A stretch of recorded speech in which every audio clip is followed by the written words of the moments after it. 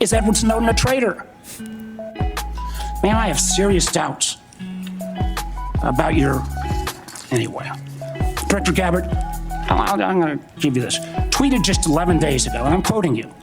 Any unauthorized release of classified information is a violation of the law and will be treated as such. So if this information is classified, what are you going to do? Just feel like the whole world knows it. Stop funding Israel! Stop funding Israel! Everything. Bullshit! I'd like to begin by welcoming our esteemed panel of witnesses, the Director of National Intelligence, Tulsi Gabbard, the CIA Director, John Ratcliffe, the FBI Director, Kash Patel, the Director of the National Security Agency and Commander of U.S. Cyber Command, General Tim Hawk, and the Defense Intelligence Agency Director, Lieutenant General Jeffrey Cruz. Thank you all for your appearance. Thank you for your leadership. I also want to recognize the hard work and dedication of the thousands of men and women in our intelligence community whom you're here to represent today. Their successes are seldom celebrated. Their accomplishments are often unseen. But our nation is grateful to each one for the vital work they do to keep our nation safe, prosperous, and free. Our annual Worldwide Threats hearing allows for the American people to receive an unvarnished and unbiased account of the real and present dangers that our nation faces. As we will hear from our witnesses, many of the threats we face are truly existential. Communist China is actively working to replace the United States as the world's dominant superpower. China uses coercive military, economic, and influence operations, short of war, to shape a world favorable to its interests and hostile to ours. These methods include the biggest peacetime military buildup in history, rapidly expanding its nuclear forces, providing critical assistance to help Russia withstand U.S. sanctions, obscuring its role in accelerating the spread of COVID-19 beyond Wuhan, turning a blind eye to Chinese companies that enable the production of fentanyl flooding into the United States, and putting space weapons on orbit, among other tactics. I'm sorry, can we not do this fentanyl bullshit? Like, if we have a drug problem, or if people have issues in the United States figuring out stuff related to their health, related to drugs, related to addiction issues, homelessness, can we not blame this on the fucking Chinese? Can we take some responsibility and figure out what the fuck we need to do with our population? Because holy shit, it is so crazy. You're telling me that people in the United States get addicted to fentanyl because fucking Xi Jinping in Shanghai or Beijing is making these dastardly plans to get Americans addicted to drugs? Can we like do something domestically? Hello? Jesus. Where's George Droid? Okay, we got to take out the Fent reactor. Iran, despite setbacks inflicted on its so-called axis of resistance by Israel over the last year, still aims to destroy what it calls the little Satan, the state of Israel, and what it calls the great Satan, the United States. It continues to arm Yemeni rebels to attack global... How many? Yemeni. One day you'll watch George Droid's masterpiece, Breath Stellar. I've already watched Breath Stellar. You crazy? Let's get in the Dodge Nitro and take off. Fuck, I don't remember that. Whatever the car was at the end. Oh my God, I'm so sorry. Quick sidestep before I end myself because of where my country is. I watched a movie last night called Mickey 17. Has anybody seen this movie?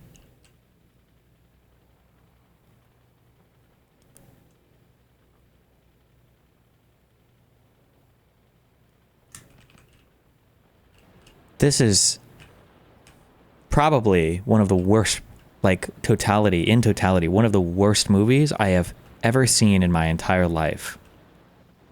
I cannot believe on so many levels. The script was trash. I don't know if I should say the performances were bad because maybe that's what the director wanted. The story was garbage. All of the unwoven threads that it doesn't follow any of them, the overall plot, the aliens, it was an absolute dog shit movie. It was so bad. I cannot believe if I would have been here alone, I might have left at the halfway mark because by the halfway point, I was like, there's no way they're going to salvage this. Holy shit. It was so horrible. Okay, sorry. Shipping. Though these know, it's outlaws have Terrorism. suffered terrible losses over the last 2 weeks, thanks to decisive action by President Trump and our brave troops. So brave. I commend the President, Mike Waltz, Pete Hegseth, and his entire national security team for these actions. Iran also continues its decades-long effort to develop surrogate networks inside the United States to threaten U.S. citizens. Furthermore, Iran's nuclear program continues apace. It's actively developing multiple space launch vehicles, which are little more than flimsy cover for an intercontinental ballistic missile program that could hit the United States in a matter of years. But all this will soon come to an end. The supreme leader of Iran now faces a stark choice, thanks to President Trump. The supreme leader can fully dismantle his nuclear program, or he can have it dismantled for him. Wow. Wait, Destiny mentioned? Work of AIs. At The Omniliberal asks, please stop using dog shit AI for legal documents. Either go to someone that has learned to read legal documents or do some homework yourself. I would say a similar answer, use AI for the easy stuff. Easy doesn't mean quick. There are things that are easy to do That take a lot of time. Yes. that take forever. Like reading through a document and finding that one section that talks about a certain thing. Now maybe you can't search for it. Okay, base. Finally, today's report also acknowledges that illicit drug production endangers the health and safety of millions of Americans. Oh, also, if you want to play like neo-Nazi or whatever, I could be wrong. There could be things that I'm missing in U.S. history or U.S. foreign policy or whatever. But when we freak the fuck out about Iran and Iran's nuclear capabilities, my understanding is that's 100% just Israel speaking through us. Israel is, and maybe for legitimate reasons, Israel is very fucking paranoid about Iran ever having nuclear weapons. And I'm pretty sure that's their big guy, where they're like, don't let them get nukes. Not good. For the first time, the annual threat assessment lists foreign illicit drug actors as the very first threat to our country. As the report highlights, Mexican-based cartels using precursors produced in China continue to smuggle fentanyl and synthetic opioids into the United States. Last year alone, these deadly drugs tragically killed more than 52,000 Americans, more than the number killed in attacks by foreign terrorists or foreign nations. That's crazy, chat. Given these threats, we have to ask, are our intelligence agencies well postured? It matters for our geopolitical strategy in the Middle East. No, we don't want Middle Eastern countries to start an arms race. I mean, I guess. I don't know. I feel like Saudi Arabia might care, because Saudi Arabia gets bullied all the time by Iran. But I don't know. Again, I'm just being honest. Even when I went over the history of Israel, I truly do not know. It sounds like I'm saying this to me, but I don't know what any of the Gulf states do ever. I don't know why they don't get invaded more. I don't know why it seems like they have no influence over fucking anything. But maybe it's just because I read a very Israeli-centric history of the Middle East. But there's no mention. Like every single war, it's like Saudi Arabia reinforced with 10 airplanes or 40 troops or 6 tanks or like 15 camels. Like I don't know. It's like a huge ass country. It's supposedly really rich. I don't know, man. I don't know. Against these threats? I'm afraid the answer is no, at least not yet. As the world became more dangerous in recent years, our intelligence agencies got more politicized, more. You're partially right. It is mostly Israel. The problem is it would also increase nuclear proliferation in the region. Saudis would want nukes, so would others. Yeah, but the United States has made it clear now under Trump that nuclear proliferation is just not a thing we care about anymore. The expectation is that more people should get nuclear weapons. I'm saying we're leaving the old world order, although it's only the second term of Trump, so maybe we won't completely. But in the old world order, the United States and NATO provide a nuclear umbrella, and then kind of like the big guys on the block try to make sure that nobody else gets nuclear weapons, because everybody's kind of got like a nuclear friend, and everybody realizes like we probably shouldn't have people getting nukes. It's not good for everybody.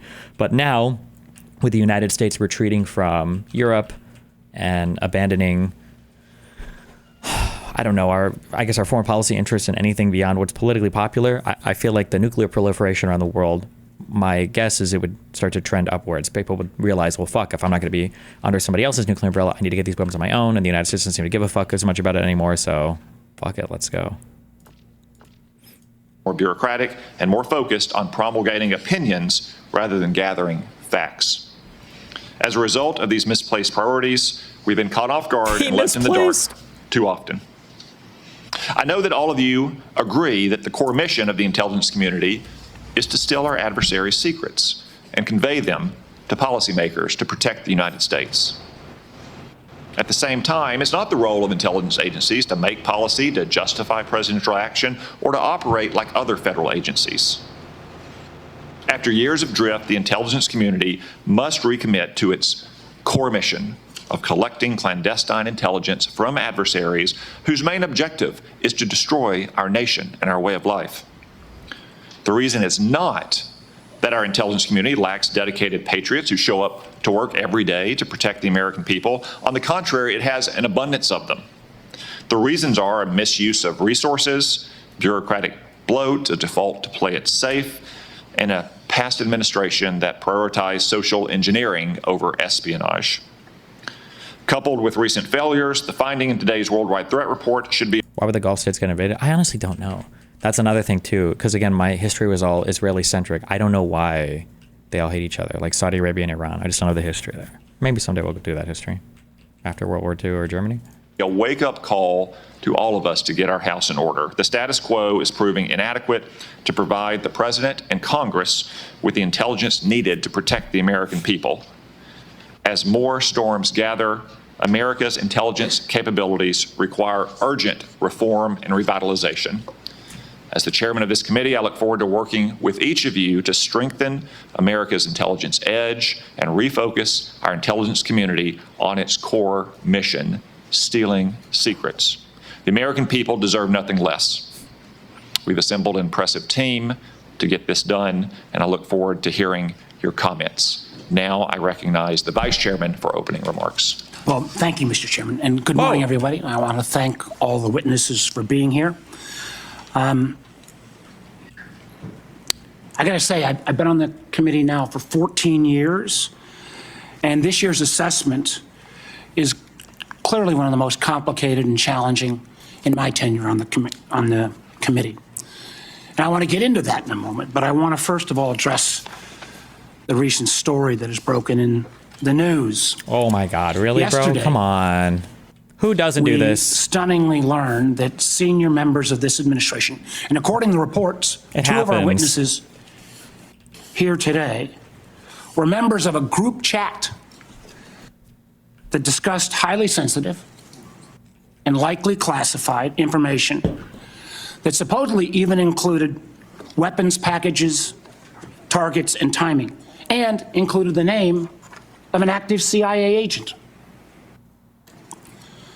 Putting aside for a moment that classified information should never be discussed over an unclassified system. Don't have to tell Republicans that, right? It's also just mind-boggling to me that all these senior folks were on this line and nobody bothered to even check. Security Hygiene 101. Who are all the names? Who are they? Well, it apparently included a journalist. Wait, what? Where does this guy work? Security Hygiene 101 wouldn't be to check names. Security Hygiene 101 is you shouldn't probably have to check names. You probably shouldn't be using an app where random people are being dragged in or can be dragged in who aren't already cleared for being in these areas. Would be my guess, but... And no matter how much maybe he's, I understand. Secretary of Defense or others want to disparage him, this journalist had at least the ethics to not report, I think, everything he heard. Question I raise is like, everybody on this committee gets briefed on security protocols. We're told you don't make calls outside of SCIFs. True. Of this kind of classified nature. We don't know, and I'm going to ask, obviously. Director Gabbard is the executive in charge of all, keeping our secrets safe. Or these government... Also, remember the big deals about this, okay? Because I already know where this is gonna go. I don't know actually where this is gonna go because I haven't listened to this yet, and I don't want to know where it's gonna go because I just want to be sad when I have to be sad. Your big deals here are one, you don't know how many of these conversations Wait, hold on. Wait, real quick. Destiny, Security 101 would be to check the clearance and need to know for everyone involved, no? So my understanding from the outside is if you're in a skiff, okay, the only people that are cleared to access these areas are going to be people with the prerequisite clearance, and then in these chat rooms with the prerequisite need to know already. It's not going to be like you start the meeting, it's like, okay, hold on, we got to check clearances and everything. It's like, no, we're communicating in these secured, compartmentalized areas. Yeah, everybody in here, I know we're all clear for this, like, let's go. You're not doing the checks. Maybe in some ultra super high classified places, maybe they do extra checks or whatever, but that's the whole point of using a skiff, right? It's the whole point of using a skiff. Imagine if like, oh, well, what's a good security practice for your email? Well, when you open your email, you should scroll down and look at the IP addresses, and you should just verify that every IP address logged in. Like, well, hold on. This is like, if your shit is fucked at that point, your shit is fucked. Your shit is fucked. It can't be that like, well, make sure that all the IP addresses belong to you. It's like, well, hold on. If they don't, then somebody's already in. You're fucked. Jesus. But... oh, so the big deals are, one, you don't know how many other conversations are going here, and two, these things are now all beyond any sort of checks and review from the American people or from anybody else, because now these conversations are lost to time. They're set to auto wipe. There's no storage or servers. No FOIA requests are ever going to be used to touch these conversations. No investigations are going to be done. So all these same fucking people who are demanding about releasing documents related to Epstein or JFK assassination stuff or any of that are all conducting official government business in a way that we'll never be able to know what they were talking about, which is disgusting. Especially given how many of these people, I think Hegseth and I think Trump have multiple times tweeted or made conversation about how people who break security clearances should be murdered and it's the worst thing in the universe and Hillary's fucking emails and blah, blah, blah, right? Devices. And remember, too, the only classified material on Hillary servers were either one, retroactively classified, which I believe was the vast majority of it, like 80% I think was retroactively classified, or two, there was a classification marking, but it was like buried below like the header or the, like, you know how sometimes you fold in emails or whatever, and that's still reckless and it shouldn't be done that way, but Hillary was not knowingly engaging in ultra classified conversation. Remember, there were tens of thousands of emails on this server, and it was like 100, I think, that ended up having classification markings, of which I think most were retroactively classified, because you go back and classify stuff after the fact, right? Again, not good. None of that stuff should have been there, but we're talking a whole level removed of Hillary at worst was reckless. These people are willfully like betraying any sort of procedure for handling classified information. It's unbelievable. Destiny, that's like 2000s InfoSec. What you're describing is called trust the firewall. Modern InfoSec in defense is defense in depth, not a criticism. I think you're right in your trust, just being technical. Okay, sure. I think that I don't know any of these terms, so I imagine whoever you are, you're rolling with me. But like when you talk about like trust the firewall, I think you kind of have to, because my understanding, and maybe it's just because I talked to Cake and he's more paranoid than not, my understanding is that if you were to do some sort of investigation into some system, if you find out there's a way in, then you just assume everything is compromised and you wipe or you redo everything. Like you would never operate in an area where somebody could gain unauthorized access, and then you check for that every time. It'd be like if somebody's in, you just assume it's all fucked, and then you start over, you wipe, you redo all the keys and everything else. You wouldn't just you would assume it's all compromised. Maybe in intelligence, maybe it's different or whatever, or maybe there are additional checks or whatever as well. So, sure. Or the personal devices? Have the devices been collected to make sure there's no malware? There's plenty. Oh yeah. Me, I wasn't even thinking about that too, right? That's true as well. Because for all the end-to-end encryption, if any of these devices are compromised, either software or physically, right? Like there could be people with other, there could be a person who has the device who shouldn't have the device. Because remember, the only thing that Signal can do at the end of the day, or any device, on the device itself, is just verify that the person who's logged in, has the local key and can type in the password or whatever. But you don't know who's holding the phone, right? Or there's a million other potential, yeah. Plenty of declassified information that shows that our adversaries, China and Russia, are trying to break in to encrypted systems like Signal. I can just say this: if this was the case for Hillary of a Clinton, military officer, or Hillary Clinton, or an intelligence officer, and or they had this Hillary kind Clinton. of behavior, they would be fired. as I think this is one more example of the kind of sloppy, careless, incompetent behavior, particularly towards classified information, that this is not a one-off or a first-time error. Clearly not. Let me take a couple minutes and review some of the other reckless choices that this administration has made regarding our national security. We all recall, it seems like it wasn't that long ago, but less than 2 months ago, Hillary's in the emails. first 2 No, I'm just weeks, kidding. the administration canceled all U.S. foreign assistance. Now, some may say, how bad can that be? It's foreign assistance. Well, U.S. foreign assistance paid for the units in Ukraine that provide air defense to civilian cities being attacked by Russia. Foreign assistance paid for guarding camps in Syria where ISIS fighters are detained. Foreign assistance paid for programs abroad that ensure that diseases like Ebola don't come home.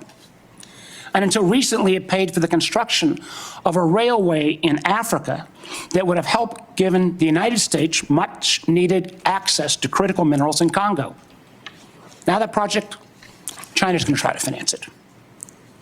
As well, in the first 2 weeks, Dr. Patel, the administration fired several of our most experienced FBI agents, including the head of the Criminal Investigative Division, the head of the Intelligence Division, the head of the Counterterrorism This Division. guy is a hater. Hater the alert. heads of the New York, Washington, and Miami field office. All individuals who were distinctly and directly responsible. I requested that one. Get for rid of the helping keep FBI in Miami. America safe. I'm just kidding. I'm just kidding. I'm just The kidding. irony in a little bit was the recently dismissed head of the Counterterrorism Division was involved in disrupting the ISIS attacks planned for Oklahoma City and Philadelphia, and helped lead the effort to bring to justice the key planner of the Abbey Gate bombing in Afghanistan that killed 13 U.S. servicemen Abbygate. and 150 civilians. That very Abbey Gate. Do you hear the lips? Look at this guy's fucking jawline, okay? Look at his chiseled face, all right? This guy's permanently mewing. If you hear mouth sounds, it's just because he's in a state of permanent mew. Let him mew. And stop hating. Effort was actually praised by the president in his State of the Union address. Yet the response, the administration's response to these agents, I believe, good works and years of service, Asians? was to force these folks out. Oh. It's hard to imagine how that makes our country safer.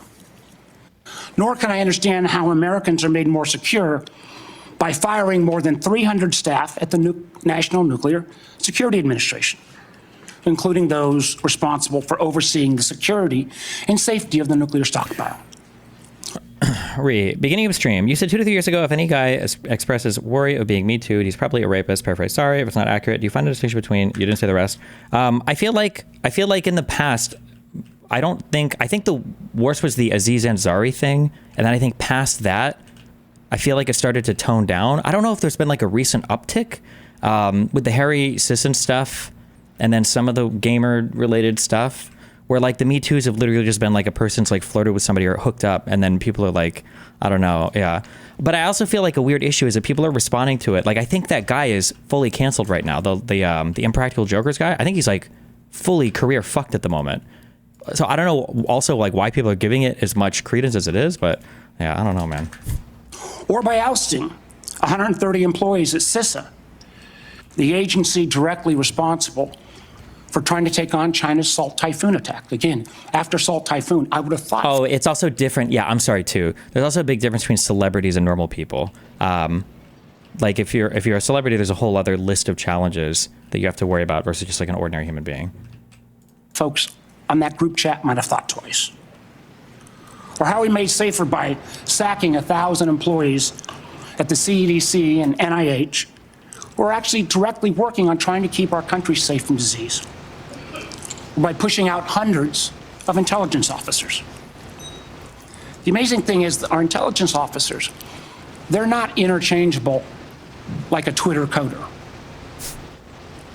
These intelligence officers, our country makes $20,000 to $40,000 of an investment just in getting a security clearance. Wait, what? Are these for like really special, like TSSCI things? There's no way the average clearance costs $20,000 to $40,000. Literally goes into six figures when you take the training involved. Can anyone tell how firing probationary individuals without any consideration for merit or expertise is an efficient use of taxpayer dollars? And just to make clear that yesterday's story in The Atlantic was not this rookie one-off, it's a pattern. I want to acknowledge Director Ratcliffe was not here in his position when this took place.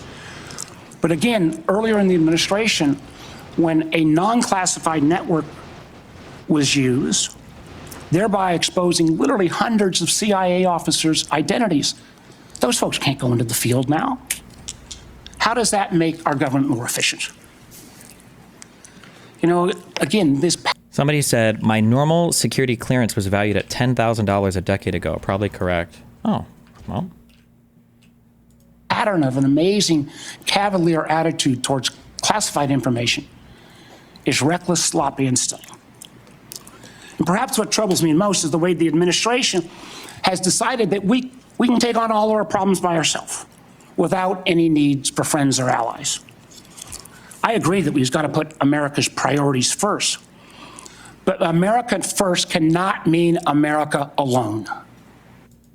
The intelligence we gather to keep Americans safe That's a good slogan. depends on a lot of allies around the world who have access to sources we don't have. That sharing of information saves lives, and it's not hyper. This just feels, God damn, that one guy was ripping so much from me. Not really. I know when I say that, you guys know I'm joking, right? The guy who was like enlightened self-interest. Was it Steve Eriks? Adam Eriks? It's not Eric Adams. It was the Washington House of Representative person, Adam Smith. Oh yeah, Adam Smith, the Wealth of Nations. This idea that the United States helps people, like to our detriment, that we're helping people and it's hurting us to help people. One, it's childlike in its naivety, but also two, it's kind of insulting to, I guess, the legacy, the history of the United States, what this country has accomplished, what it stands for, like all the people in charge. Like, do you really think so little of us that the United States has been an idiot who's just been putting itself out over and over again and just getting taken advantage by all these other people, and we're just so stupid and unsophisticated? Like, come on, bro, really? I don't know. That's very disappointing to me, that somebody would actually think that to be the case. Hypothetical, we all remember, because it was declassified last year when Austria worked with our community to make sure to expose a plot against Taylor Swift in Vienna. That could have killed literally hundreds of individuals. Oh God, not the Swifties. However, these relationships are not built in stone. They're not dictated by law. Things like the Five Eyes are based on trust, built on decades. But so often that trust is now breaking literally overnight. Yet suddenly, for no reason that I can understand, For no reason. the United States is starting to act like our adversaries are our friends. Voting in the UN with Russia, Belarus, and North Korea. That's a rogues gallery if I've ever heard of them. Treating our allies like adversaries. And it's the only framing that I've heard that makes sense for how Trump views the world. And I don't even know if Trump is cognizant that he views it this way. I don't remember what we were listening to where the guy said it, but the big power politics or big nation politics, or you can even maybe call it realism, I guess. If there's an IR loser out there that knows what that actually means, because I don't. But this idea that, oh, well, the way the world should work is if you're a big country, you can take over people around you. And if you're a small country, you just have to take whatever the big country gives you. Whether that's a little bit of food or a dick in the ass is up to the big country. You take it, you're a smaller country and you're weak. And if you're a bigger country, you can do whatever the fuck you want. And I feel like that seems to be, now I don't think Trump is like, oh, I subscribe to the international school or the school of international realism. I don't think he's like that. But that does feel, I guess, philosophically what his approach is to governance, to international relations at least, which is very fucking sad, I think, because it's obviously a weaker way of running the world. Because why wouldn't you want friends everywhere that can help you do things Right. Yeah. Whether it's threats to take over Greenland or over the Panama Canal, destructive trade war with Canada, or literally threatening to kick Canada out of the Five Eyes. I feel our credibility is being enormously undermined with our allies, who I believe, and I think most of us on this committee, regardless of party, believes makes our country safer and stronger. True.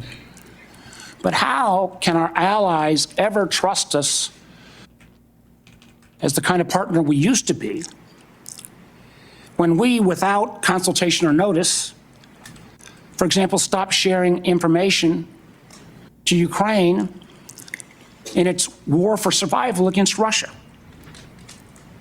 Or how can our allies not only not trust our government, but potentially not our businesses with such arbitrary political decisions? Let me give you a few examples. Thanks.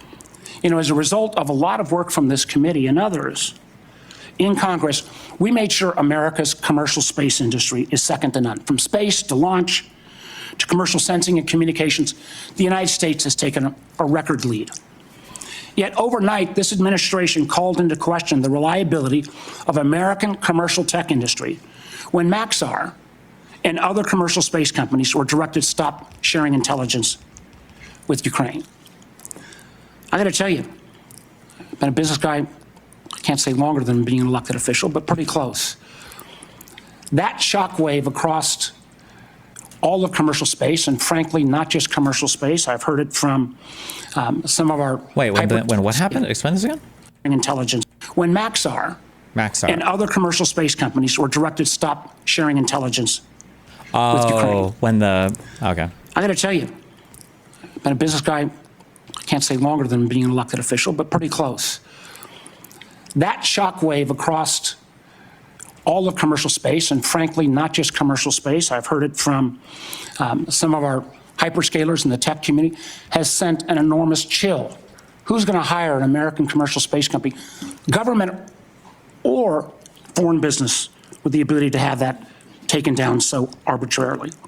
And it's not just in the case of commercial space. We've seen that Canada, Germany, Portugal have all been saying they're rethinking buying F-35s.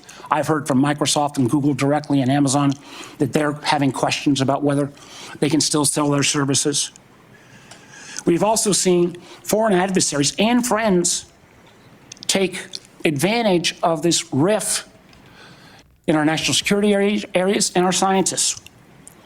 Germany has already put out ads trying to attract some of our best scientists. Oh, no! They're like, give me back that paperclip. No! I was just going to say, I don't actually know the answer to this. How much of the Manhattan Project was made possible due to the fact that we were getting intelligent Jewish people from Germany? I'm just curious about that. Like, could Germany have done better? Obviously, the anti-Semitic part was a big drive to get people hyped and motivated, and everybody loves hating Jews or whatever, so maybe they needed that to be as successful as they were. But would they have been more successful if they could have not done the anti-Semitism, and they would have just, tried to... Like, at least, instead of putting the Jews in the concentration camps, put them, in concentration science labs, Was there not a better way to do this? Who've been riffed. And the Chinese intelligence agencies are posting on social media sites in the hopes of luring individuals with that national security clearance who've been pushed out, perhaps arbitrarily, to come into their service. So no, the Signal fiasco is not a one-off. It is unfortunately a pattern we're seeing too often repeated. I fear that we feel the erosion of trust from our workplace, from our companies. They would have had Einstein. I don't know how important anything Einstein said was to nuclear stuff, but I don't know anything about what Einstein did aside from the relativity memes. And from our allies and partners, can't be put back in the bottle overnight. Make no mistake, these actions make America less safe. Thank you, Mr. Chairman. Thank you. Before I turn to the witnesses hearing, I want to welcome everyone in our large audience today. He invented quantum mechanics. Yeah, but do you need quantum mechanics for nuclear physics? I thought nuclear physics was not. Do you need anything? I don't remember. I don't know what part.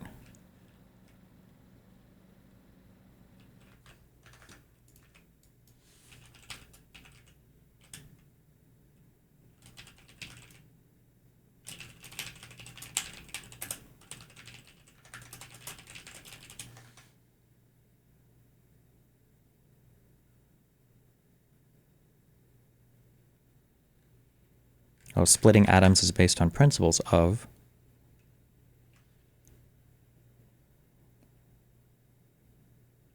Or no, wait, hold on. I'm seeing contradictory answers. We'll look at this later on. I also want to note that we will not tolerate any disruptions of the witness's testimony or senators' questions and the witness's answers. Thank you. You'll note that we have a large contingent of Capitol Police in the room. Any disruptions, either opposed or in favor to the witnesses, will result in prompt removal from the hearing. E equals MC squared is what helped him bump. Is mass energy equivalence, is that considered part of like QM? Or I didn't know nuclear physics was like a different branch or whatever. If that was, I don't know. Room, and my encouragement to the U.S. Attorney to throw the book at the person disrupting the hearing. No offense, but we all came to hear the witnesses, no one else in the room. Director Gabbard, I understand you'll make a statement for the panel of witnesses. Thank you, Mr. Chairman, Vice Chair, members of the committee. Thanks for the opportunity for us to be here to present you the intelligence community's 2025 annual threat assessment. I'm joined here this morning by my colleagues from the CIA, DIA, FBI, and NSA. Our testimony offers the collective assessment of the 18 U.S. intelligence elements making up the U.S. Intel community and draws on intelligence collection and information available to the IC from open source and private sector and the expertise of our analysts. I'm joined here this morning by my colleagues from the CIA, DIA, FBI, and NSA. Our testimony offers the collective assessment of the 18 U.S. intelligence elements making up the U.S. Intel community and draws on intelligence collection and information available to the IC from open source and private sector and the expertise of our analysts. This report evaluates what the IC assesses most threatens our people and our nation's ability to live in a peaceful, free, secure, and prosperous society. As you know, we face an increasingly complex threat environment that is threatening us here at home and our interests abroad. Why does she look like a villain? It's the silver thing. I don't know if I've just had bad personal experience, but I don't want to say her name because it's doxing. I had one English teacher ever that's looked like this, and she was evil. I don't know if this gray streak makes you evil, or if there are other evil people that have it, but it feels like an evil character trait.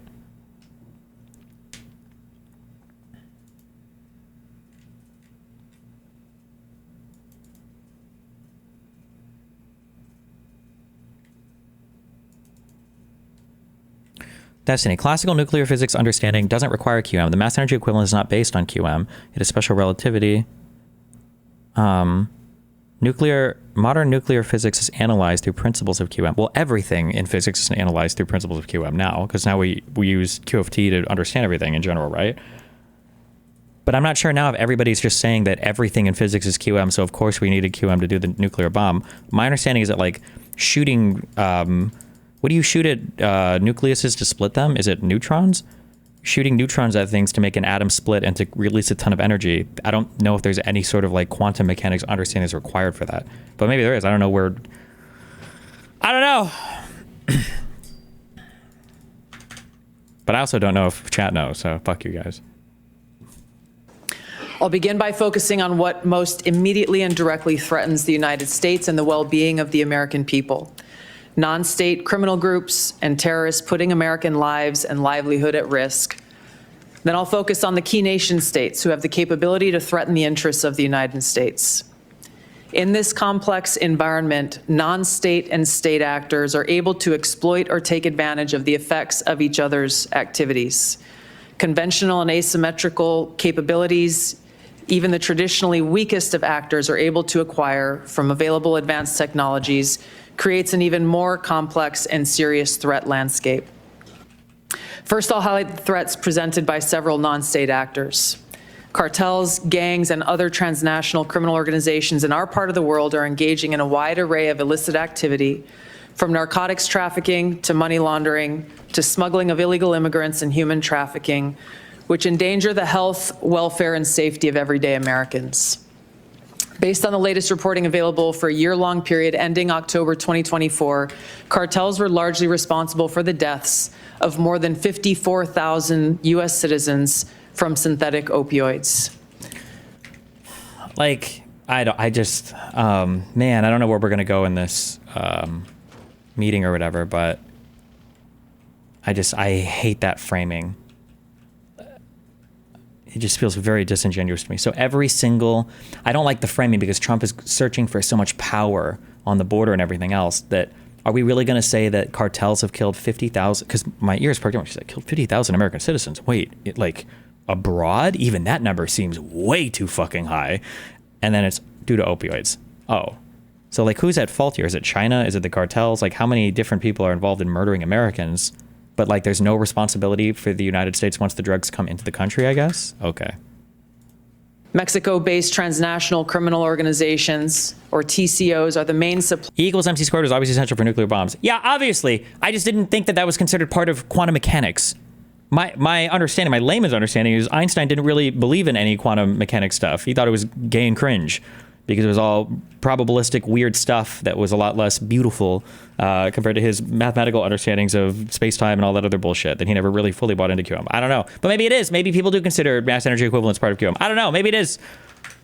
Suppliers of illicit fentanyl to the U.S. market and are adapting to enforcement and regulatory pressures by using multiple sources and methods to procure precursor chemicals and equipment, primarily from China and India, many of which are dual-use chemicals used in legitimate industries. One thing I really don't like, and it would be interesting to sit down with a conservative and see if they can actually, map this out. Okay,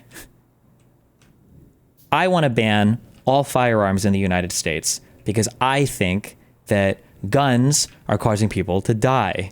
And it's okay, well, guns might be causing people to die, but it's not the gun's fault.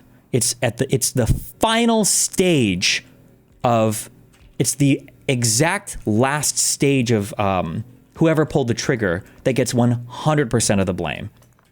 That's how they view it. And it's okay, so it's not the gun salesman's fault. It's not the parent's fault for buying it, leaving it insecure. It's not the Second Amendment's fault. It's not legislators' fault for not legislating against it. It's not cops' fault for not red flag. Okay, it's the person who shot the gun. Guns don't kill people. People kill people. Okay, fine.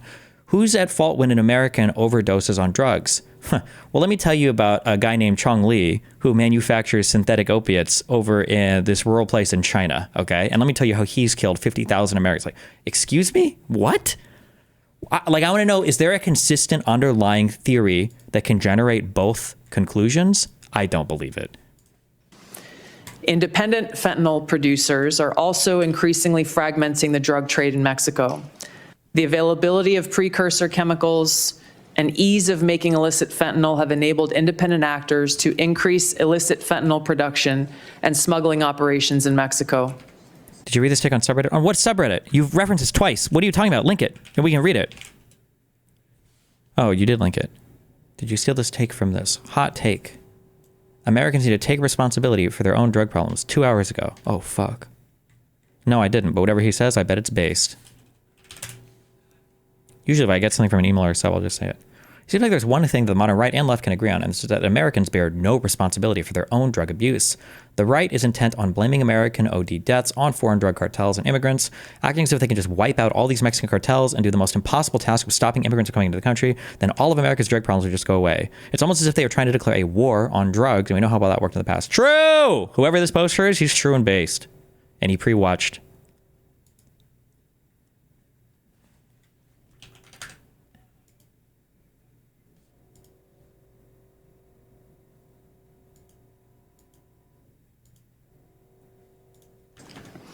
Cartels are profiting from human trafficking and have likely facilitated more than 2 million illegal immigrants encountered by law enforcement at the U.S. southwest border in 2024 alone, straining our vital resources and putting the American people at risk. Criminal groups drive much of the unrest and lawlessness in the Western Hemisphere. They also engage in extortion, weapons and human smuggling, and other illicit and dangerous revenue-seeking operations, including kidnappings for ransom, forced labor, and sex trafficking. These and other human traffickers exploit vulnerable individuals and groups by promising well-paying jobs while confiscating their identification documents. They operate in the shadows, exploiting lawlessness in various areas and using coercion and intimidation to control their victims. While these key drivers of migrants are expected to persist, heightened U.S. border security. Your original claim was that you didn't think Einstein was critical and in the nuclear bomb, but if it's obvious that mass energy equivalence is necessary, then you were wrong, no?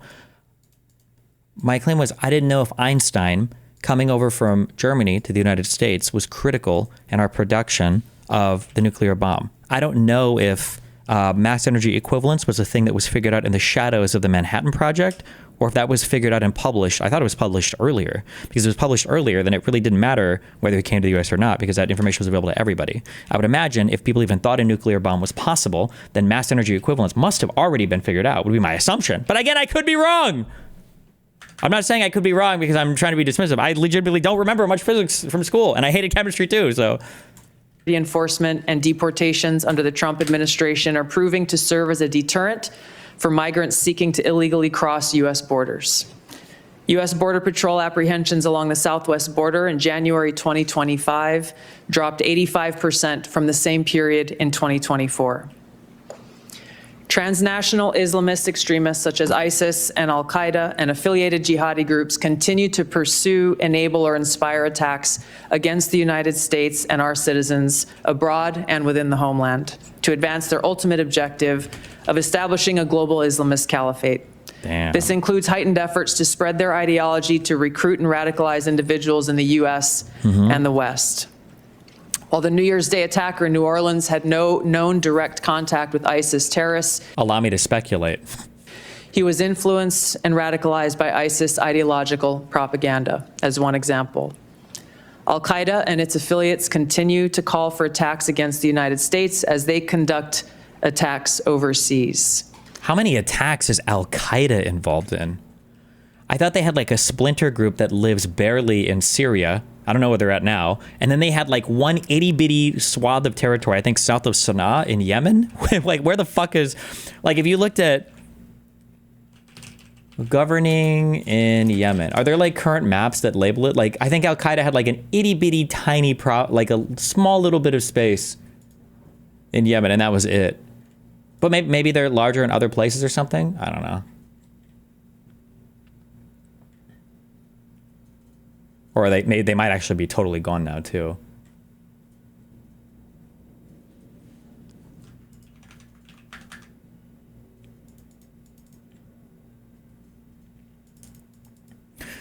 Your gun analogy doesn't work for fent because people aren't choosing to do the fent. It's being put into otherwise clean drugs like cocaine or MDMA.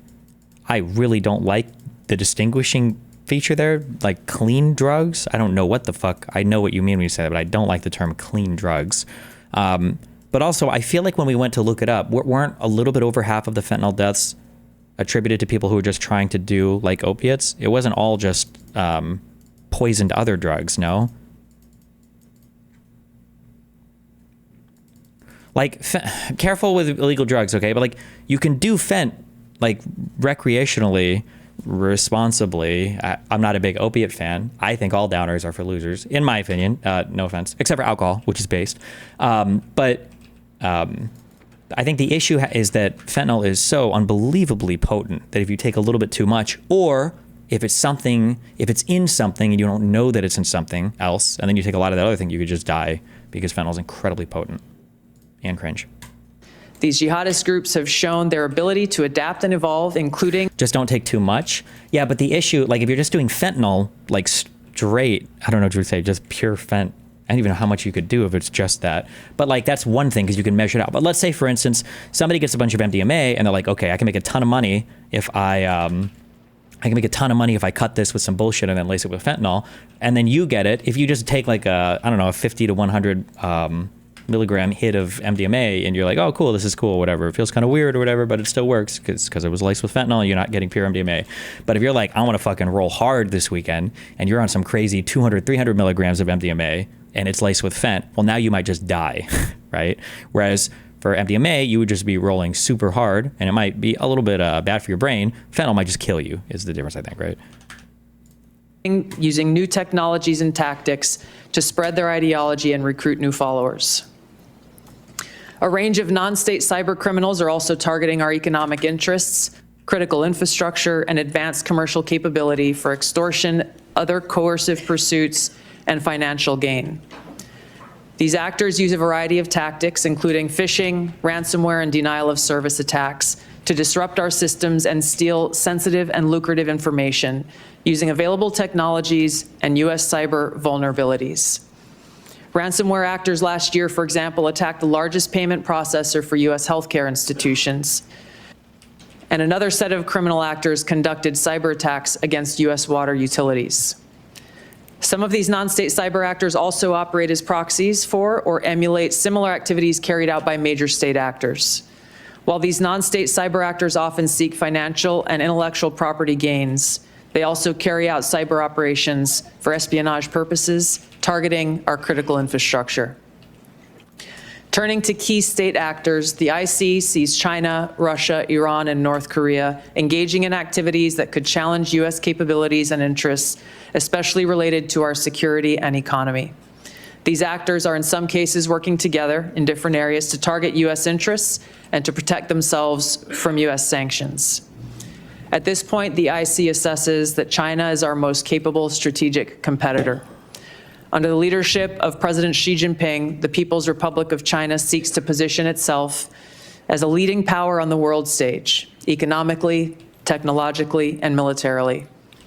Beijing is driven in part by a belief that Washington is pursuing a broad effort to contain China. Wait, is there a name for the Capitol building in Beijing? Like, you know how we've got, like, the White House, you know, in D.C. The White House today said, or, like, in Moscow, reporting live, the Kremlin said. Is there, like, an equivalent for China? Or is it literally just the U.S. and Russia? Because they'll even say, like, Brussels today for, like, the EU, or, like, The Hague, I guess, for the ICC. Do other places have, like, buildings like that? The Great Hall? Do people say that from the Great Hall? Do you have Downing Street for the UK? Who cares about the UK or Down? Oh, Westminster? Maybe. I think I might have heard that before. China's rise and undermine CCP rule.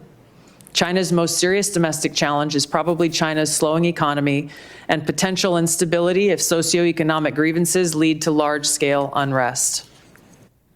Growing economic tensions with the United States and other countries could also weigh on China's plans for economic growth and domestic job creation. China's military is fielding advanced capabilities, including hypersonic weapons, stealth aircraft, advanced submarines, stronger space and cyber warfare assets, and a larger arsenal of nuclear weapons. While it would like to develop and maintain positive ties with the United States and the Trump administration to advance its interests and avoid conflict, China is building its military capability in part to gain advantage in the event of a military conflict with the United States around the issue of China's efforts toward unification with the Republic of China, or Taiwan. China's military is also expanding its presence in the Asia-Pacific region. Was that? Well, technically, Taiwan calls itself the Republic of China, so that's not like a bad slang or whatever, right? And with a focus on disputed territorial claims in both because I believe Taiwan views itself as like real China and that the rest of China should belong to the Taiwanese government. Isn't it something like that? I haven't studied Taiwan, so. East China and South China Seas. Beijing is advancing its cyber capabilities for sophisticated operations aimed at stealing sensitive U.S. government and private sector information and pre-positioning additional asymmetric attack options that may be deployed in a conflict. China's cyber activities have been linked to multiple high-profile breaches, including last year's massive compromise of U.S. telecom infrastructure, commonly referred to as Salt Typhoon. Beijing currently dominates global markets. Seeing the comparison between this leak and Hillary/Biden's documents is driving me insane. How do you even address that comparison given the GOPers don't care anyway? The problem is that what you, like I can think of media strategy, but I can't think of strategy for like your friends and family because they're just going to say, oh, well, I don't know. You know, I'm sure there's an answer. In the media, what I would like to see if somebody challenges somebody or if I ever get in front of one of these fucking losers again, is you go, oh, so there was a group call that was made that allowed a journalist from The Atlantic to see ahead of time where the name of at least one CIA operative and where U.S. assets are going to be placed to strike into Yemen. You said that Hillary's email leak was a bad idea. Can you give me one piece of bad information or intelligence that was leaked as a result of Hillary's email server Just one. What was the worst? Tell me the worst one. They won't even be able to name a single thing because there's not even any evidence that there was a single thing. Markets and strategically important supply chains, for example, Let me clarify that there was a single thing that was like leaked or illegally accessed or anything like that. Nothing. with the mining and processing of several critical minerals. In December, China imposed an export ban to the United States on gallium, germanium, and antimony, all of which are important to the production of semiconductors and our defense technologies. This was in direct response to U.S. export controls on chips designed to broadly limit PRC access to advanced chips and chip-making equipment. China also aims to compete in other critical global industries, including AI, legacy semiconductor chip production, biomanufacturing and genetic sequencing, and medical and pharmaceutical supply production. Leveraging often heavily state-subsidized production at greater scale, lower costs, and weaker regulatory standards than required in the West, Beijing's strategy has given it a leading position in many parts of these. What do we... Oh, it's a worldwide threats hearing. Okay, so it's not particular on this. Jesus. Holy yapping. Sectors and supply chains that support them. In 2023, for example, China had 5 first-in-class domestic drug approvals and 3 FDA approvals. Turning to Russia. Russia's nuclear and conventional military capabilities, along with its demonstrated economic and military resilience, make it a formidable competitor. Moscow has more nuclear weapons than any other nation that could inflict catastrophic damage on the United States and the world in the event of a major war that Russian leaders feared put them and their regime at serious risk. In late 2024, Russia announced updates to its public nuclear doctrine, expanding the conditions under which Russia would consider using nuclear weapons. Russia is building a more modern and survivable nuclear force designed to circumvent U.S. missile defense through reliable retaliatory strike potential. Russia intends to deter the U.S. by holding both the U.S. homeland at risk and by having the capabilities to threaten nuclear war in a conflict. Russia's developed advanced cyber capabilities and has attempted to pre-position access to U.S. critical infrastructure for asymmetric options and make it a persistent cyber threat. Russia's cyber activities have been linked to multiple high-profile breaches, including the 2023 hack of Microsoft. Russia is also fielding new capabilities and anti-satellite weapons meant to degrade U.S. and allied space infrastructure. Among Russia's most concerning developments is a new satellite intended to carry a nuclear weapon as an anti-satellite weapon, violating long-standing international law against such activity and putting the U.S. and global economy at risk. Iran continues to seek expansion of its influence in the Middle East, despite the degradation to its proxies and defenses during the Gaza conflict. Iran has developed and maintains ballistic missiles, cruise missiles, and UAVs, including systems capable of striking U.S. targets and allies in the region. Tehran has shown a willingness to use these weapons, including during a 2020 attack on U.S. forces in Iraq and in attacks against Israel in April and October 2024. Iran's cyber operations and capabilities also present a serious threat to U.S. networks and data. The IC continues to assess that Iran is not building a nuclear weapon, and Supreme Leader Khamenei has not authorized the nuclear weapons program that he suspended in 2003. The IC continues to monitor closely if Tehran decides to reauthorize its nuclear weapons program. In the past year, we've seen an erosion of a decades-long taboo in Iran on discussing nuclear weapons in public, likely emboldening nuclear weapons advocates within Iran's decision-making apparatus. Iran's enriched uranium stockpile is at its highest levels and is unprecedented for a state without nuclear weapons. Iran will likely continue efforts to counter Israel and press for U.S. military withdrawal from the region by aiding, arming, and helping to reconstitute its loose consortium of like-minded terrorists and militant actors, which it refers to as its axis of resistance. If a country had a budget surplus, do you think that'd be a good thing? Not necessarily. Knowing whether you're in debt or having a surplus isn't necessarily good or bad. You need more information. Although weakened, this collection of actors still presents a wide range of threats, including to Israel's population, U.S. forces deployed in Iraq and Syria, and to U.S. and international military and commercial shipping and transit. North Korean leader Kim Jong-un is pursuing stronger strategic and conventional capabilities that can target U.S. forces and allies in the region, as well as the U.S. homeland, to bolster North Korea's leverage and stature, defend its regime, and achieve at least tacit recognition as a nuclear weapons power. Kim's recently cemented strategic partnership with Russia supports these goals by providing him greater financial, military, and diplomatic support, reduced reliance on China, and providing North Korean forces and weapons systems authentic warfighting experience. Kim views his strategic weapons advances since 2019, its deepening ties with Russia, and North Korea's economic durability as strengthening his negotiating position against Washington's demands for denuclearization and lessening his need for sanctions relief. North Korea is probably prepared to conduct another nuclear test on short notice and continues to flight test its ICBMs to demonstrate their increasing capabilities as leverage in future negotiations. Since 2022, China, Russia, Iran, and North Korea have grown closer. Removing the accelerant of the war in Ukraine is unlikely to revert these bilateral relationships to a pre-war 2021 baseline, leaving room for new strategic priorities and world events to create new incentives or challenges to their currently high levels of cooperation. Russia has been a catalyst for much of this expanded cooperation, driven heavily by the support it has needed for its war effort against Ukraine, including protection from U.S. and Western sanctions. In addition to its exchange of military and other resource capabilities with North Korea, Russia has relied more heavily on China's financial and defense industry backing, and also has increased combined military exercises with China to signal shared fortitude against the United States and U.S. allies in the Asia-Pacific region. With Iran, Russia has also expanded financial ties to mitigate sanctions.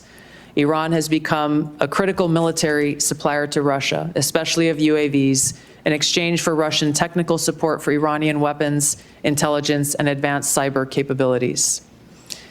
In conclusion, the threats that we see to U.S. national security are both complex and multifaceted and put the lives, safety, and well-being of the American people at serious risk.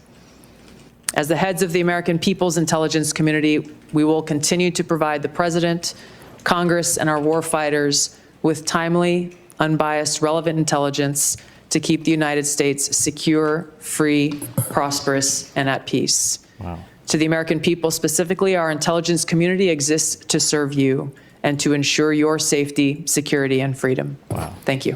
Thank you. Thank you, Director Gabbard. As I mentioned in my opening remarks, the annual threat assessment for the first time lists cartels and traffickers as the very first threat.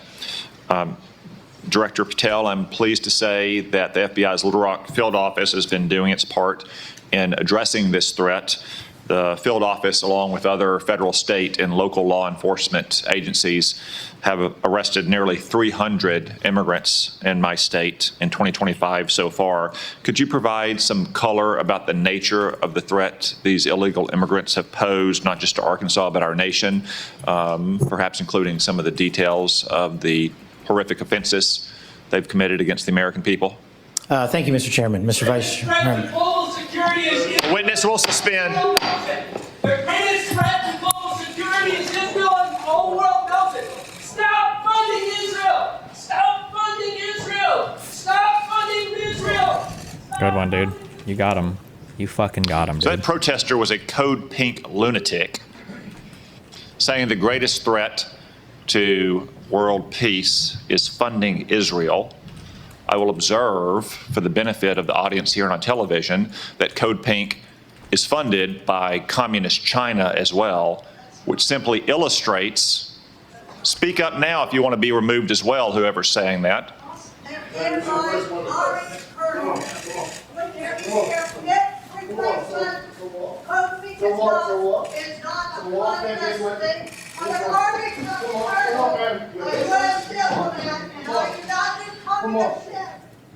If anyone else would like to join them, speak now, please, so we don't have any more disruptions. As I was saying, the fact that Communist China funds Code Pink, which interrupts a hearing like this about Israel, simply illustrate Director Gabbard's point that China, Russia, Iran, North Korea, and other American adversaries are working in concert to a greater degree than they ever have before. Director Patel, back to my question, could you give us some color about the threat that illegal migrants have posed, not only to my state, which has resulted in nearly 300 arrests in 2025, but also to the nation at large? Thank you, Mr. Chairman, Mr. Vice Chairman, and members of the committee. I appreciate the time to address you all. Specifically to Arkansas, Senator, the priorities at the FBI, which I identified during my confirmation hearing and since, is attacking violent crime along with national security. And every single state in this country is a border state. Arkansas is no exception. Allow me to highlight the work of the men and women in the FBI and state and local law enforcement in the state of Arkansas. Since February 5th alone, we've had 220 illegal immigrants arrested on charges varying from violent offenses, weapons offenses, narcotics offenses, and serious violent felonies. 253 separate individuals have been charged related to those offenses. And here's something I want the American people to hear about narcotics and countering narcotics. Yeah, tell us.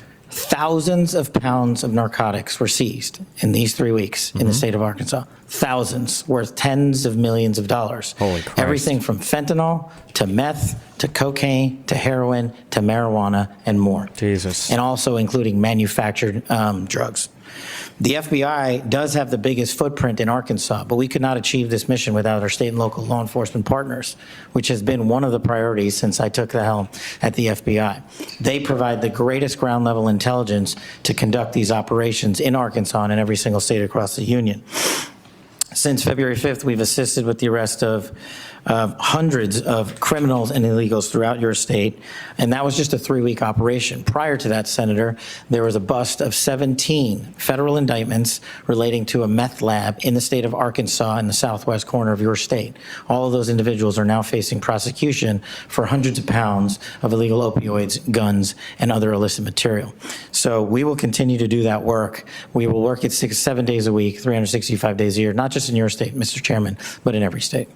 Thank you, Director Patel. As Director Gabbard highlighted from the annual threat report, Director Ratcliffe, many, if not most, of the chemical precursors for deadly fentanyl produced by Mexican drug cartels originates in China.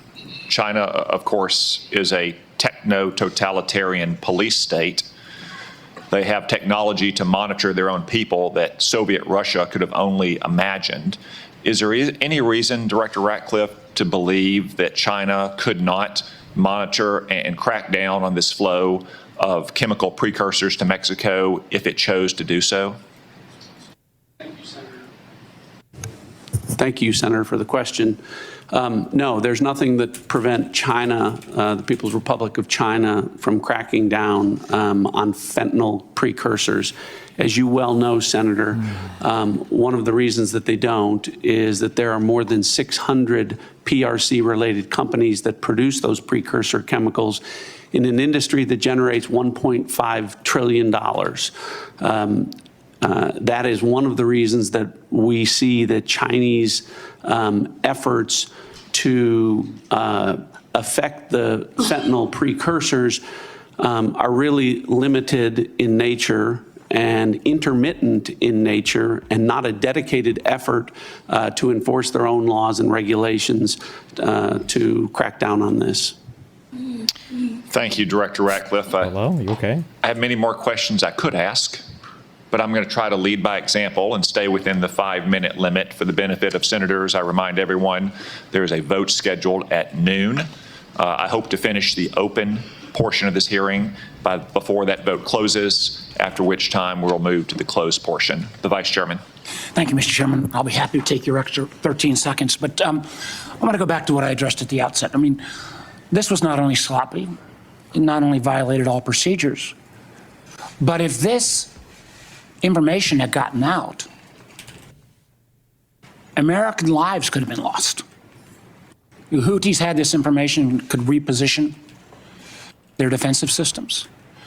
So I want to get a little more information about this. Director Gabbard, did you participate in the group chat with Secretary of Defense and other Trump senior officials discussing the Yemen war plans?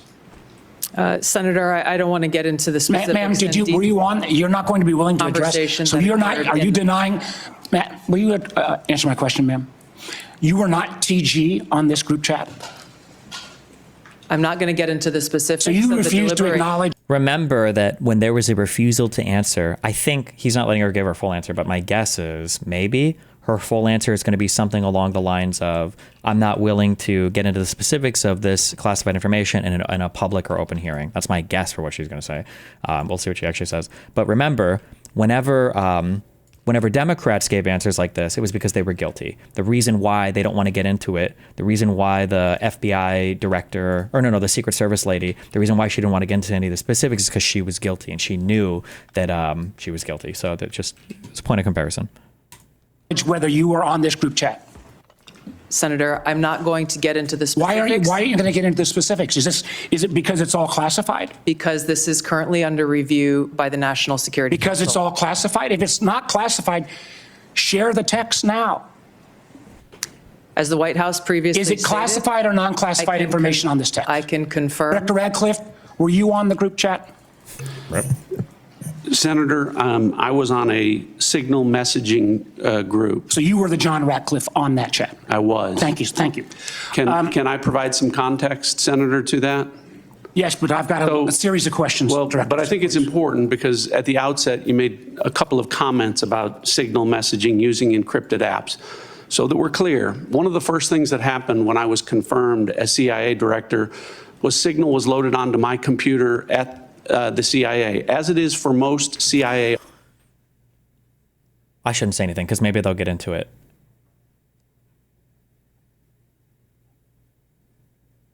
I'm going to make a prediction and hopefully I'm completely wrong. Okay. I'm going to make a prediction and hopefully I'm completely wrong.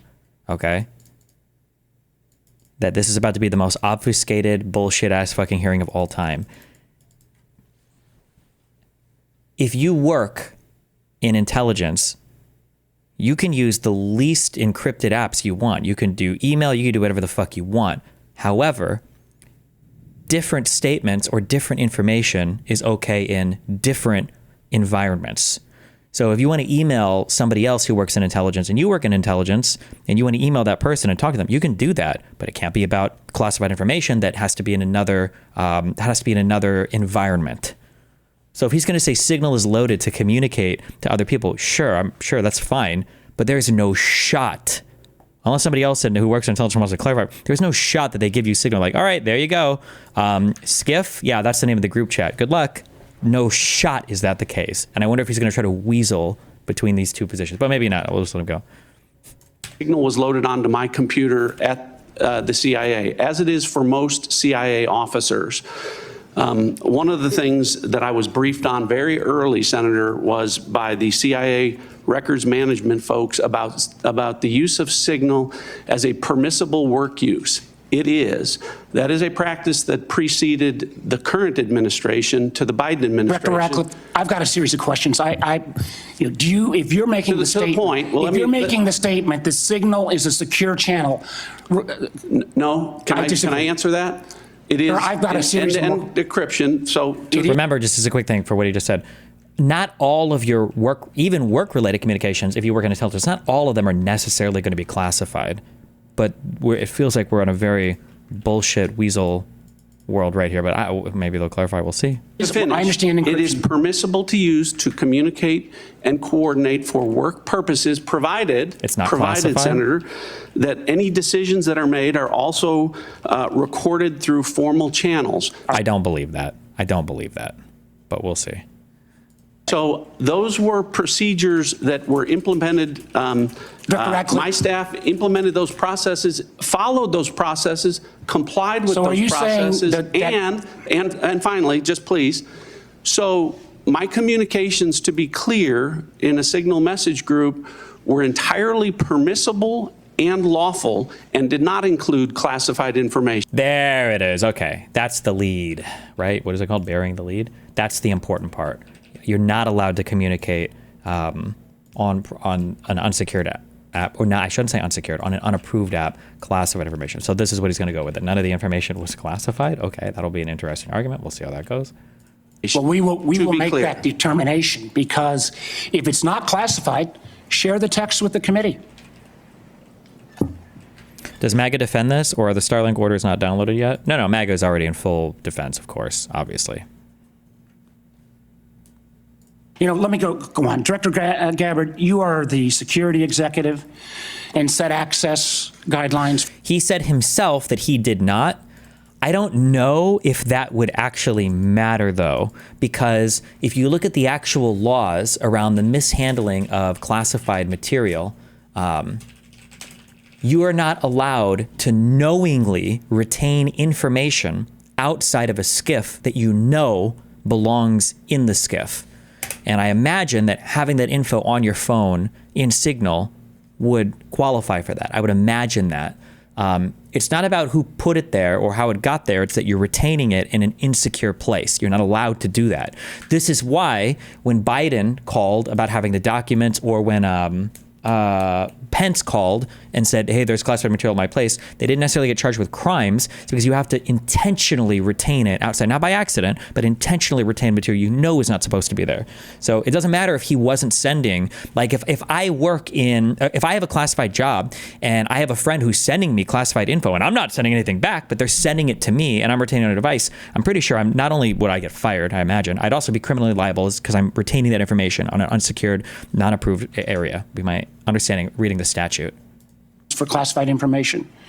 Did you contact the defense secretary or others?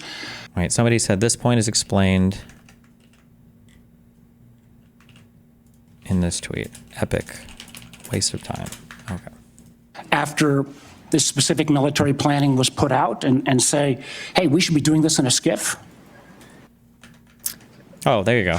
There was no classified material that was shared in that So then if Signal. there- Oh, so now she is answering it.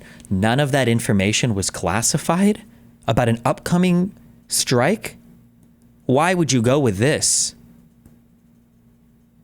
I feel like you could either get a fall guy or just not agree to do this hearing. Why would you, what are they, that's what we're going to go with? It wasn't actually classified? Okay. Or no classified material, share it with the committee. You can't have it both ways. These are important jobs. This is our national security. Bobbing and weaving and trying to, filibuster your answer. So please answer the question. If this was Director Gabbard, if this was a rank and file intelligence officer who did this kind of careless behavior, what would you do with them? Senator, I'll reiterate that there was no classified material that was shared in that Ma'am, if there's Signal no classified in materials, share. And then if there's no classified materials, then you can't even answer the question whether you're on the chat. This is strangely familiar, and I think my colleagues will remember, when you couldn't answer the question, is Edward Snowden a traitor? Ma'am, I have serious doubts about anyway. Director Gabbard, I'm going to give you this. Tweeted just 11 days ago, and I'm quoting you. Any unauthorized release of classified information is a violation of the law and will be treated as such. Uh-oh. So if this information is classified, what are you going to do? Senator, 2 points here. First of all, there's a difference between inadvertent release versus Careless and sloppy. There is. That is true. This was not inadvertent. You knew that this information was classified, absolutely, beyond doubt. And you knew that Signal was not an appropriate grounds to communicate this. So she does know the statute. She does know it, the one that I was just talking about.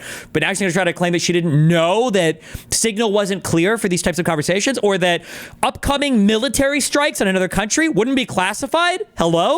Difference between inadvertent release versus Careless and sloppy. malicious leaks of classified information. The second point is there was no classified information that was on Then the Signal committee group should get chat. that information directly. Well, wait. Why would she even bring up that first point? The first point doesn't even matter. If there was no classified material that leaked, then who cares what the difference in the statute is? You just said you didn't do any of it, right?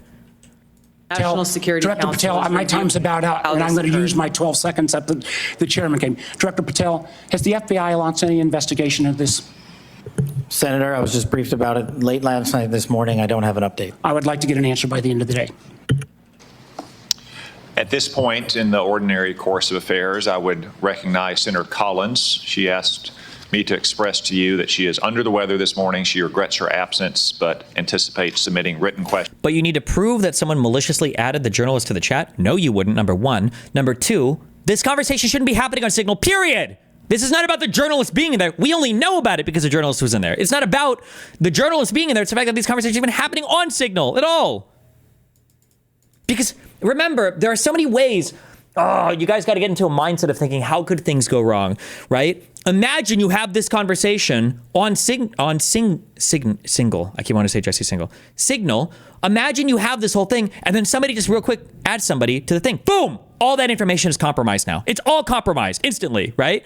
On your, my guess is going to be on any DoD-approved app or on any kind of SCIF, you have to prove, or you've got to get authorization to gain access to these areas to even be able to access these conversations. But in Signal, I had to practice saying Jesse Single's name so correct so many times, and I haven't said Signal, that now I can only say Single. For Signal, you can just drag somebody in, and then boom, that whole conversation could be screenshotted basically instantly. Like, questions to which I would request your prompt replies for the senator. Senator Cornyn. Director Gabbard, I applaud President Trump's efforts to try to bring an end to the war between Russia and Ukraine. I want to read a statement out of the annual threat assessment and just confirm that you agree with this. It says Russia views its ongoing war with... Oh, wait, hold on. That last part for Single... That last part for Signal might not be true. I don't know on Signal. I don't use this app very much. I don't know if you see all the prior conversations when you're dragged in. So it would be if somebody was dragged in at the beginning on accident, like what happened here. So the last part, I don't think could necessarily happen. I don't know if there's a setting on Signal to change that or not. But Ukraine is a proxy conflict with the West, and its objective to restore Russian strength and security in its near abroad against perceived U.S. and Western encroachment has increased the risks of unintended escalation between Russia and NATO. Do you agree with that statement? And that is in the annual threat assessment, correct? Correct. I'd like to refer to an AP story, Associated Press, dated March 21st, 2025. The title of the article is Western Officials Say Russia is Behind a Campaign of Sabotage Across. if all the facts are known, what's the point of the hearing? If they broke the protocol, charge them and let them defend themselves after that. But what's going on right now? Well, as bad as this is, I don't know if there's much to be gained from charging these people with a criminal offense. It's more just to show that they're conducting themselves in a way that is unbecoming of the offices that they inhabit.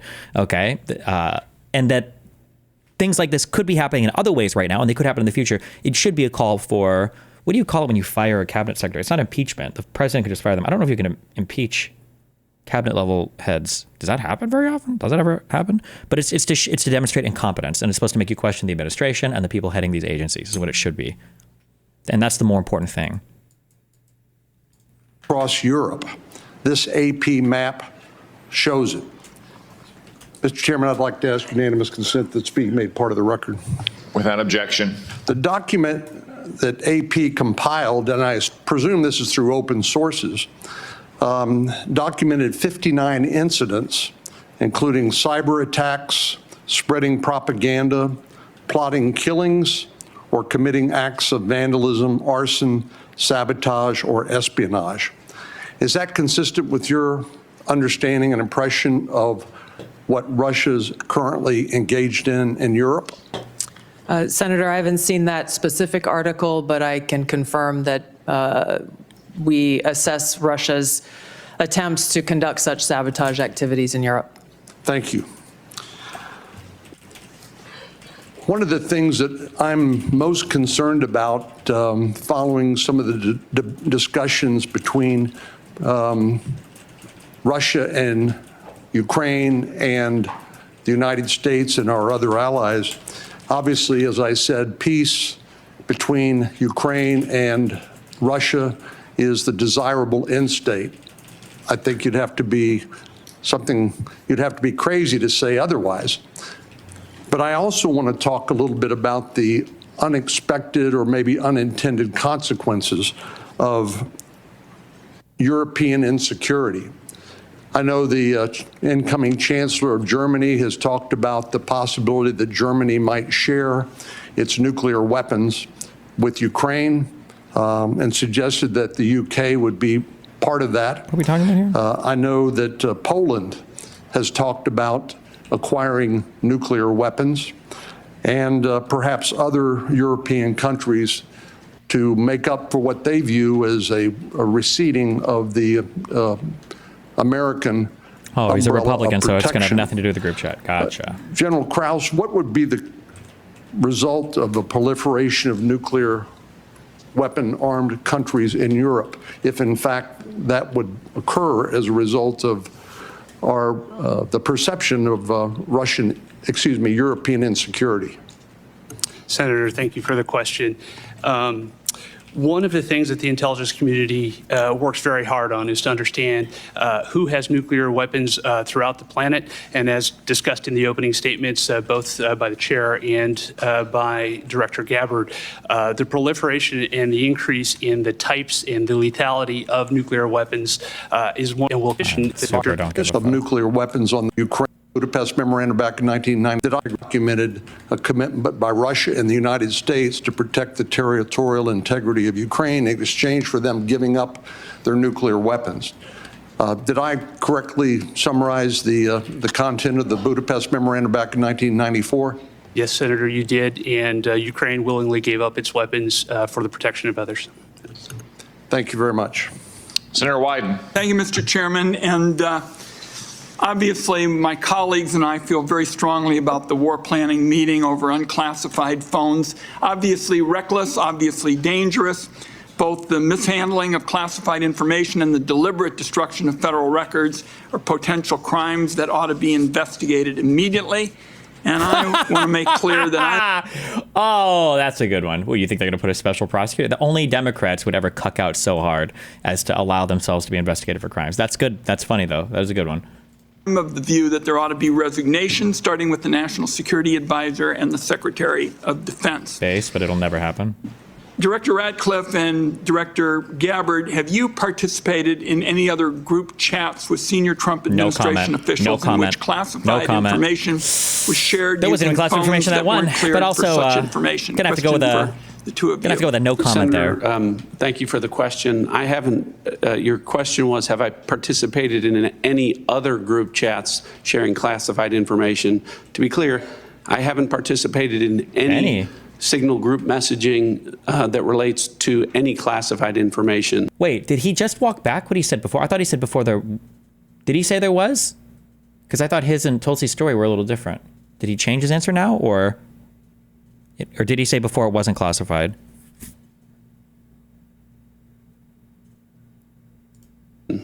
At all. Okay.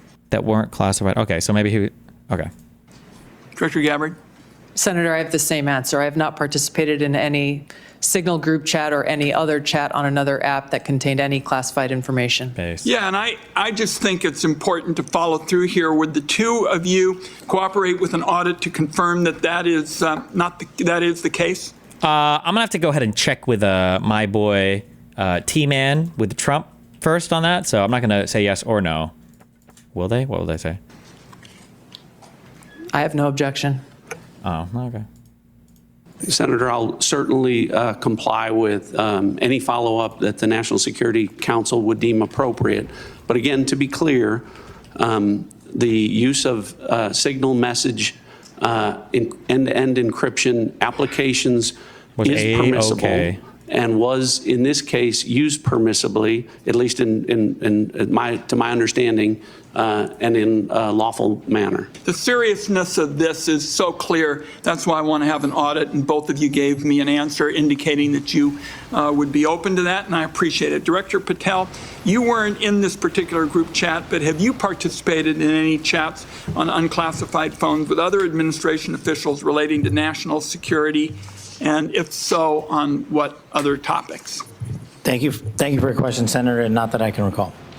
Okay.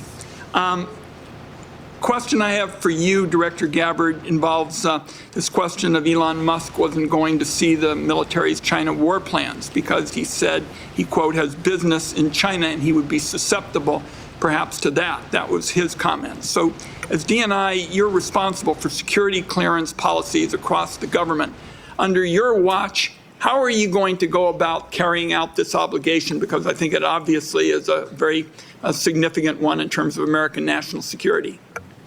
Thank you, Senator. As you know, the Office of the Director of National Intelligence provides oversight over these different 18 intelligence elements. Leaders within those elements are empowered with that responsibility to uphold the trust that the American people have placed in them. In this example that you cited, both Secretary Hegseth as well as President Trump completely denied the assertion that Elon Musk was going to receive any kind of classified war plan brief pertaining to China or any other country.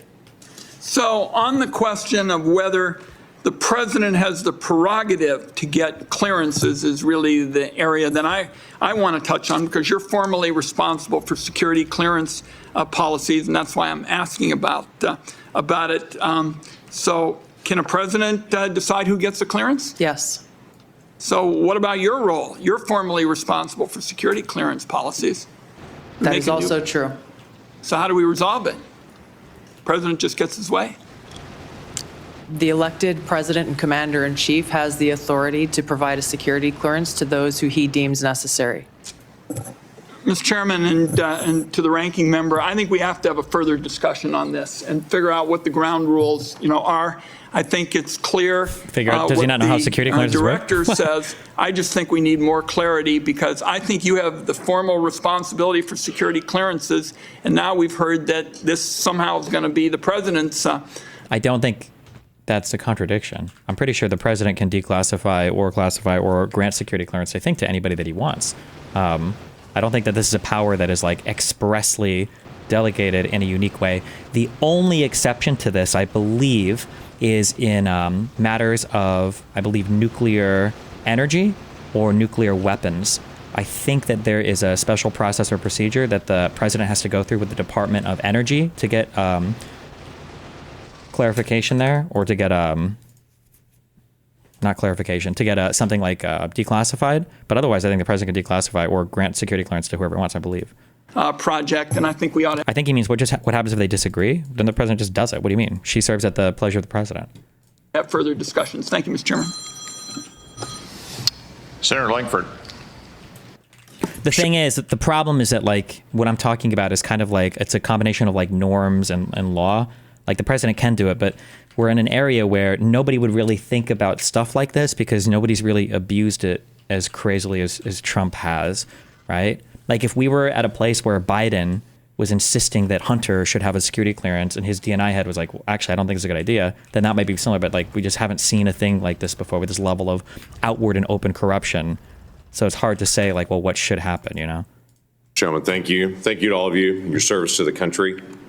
It matters. There are a lot of citizens of our country right now that have much greater security in their life because of the work that you do and the people that are working around you do. So I just want to say I appreciate that. For the folks in Oklahoma, they would definitely want me to be able to say thank you for your service. Blazing. Let me ask a couple of questions on this. Director Gabbard, let me start with you on this. Iran has been listed as one of the top sponsors of terrorism for a very long time. They're the primary armors of Hezbollah, of Hamas, of the Houthis. They're arming the Russians to be able to kill Ukrainians.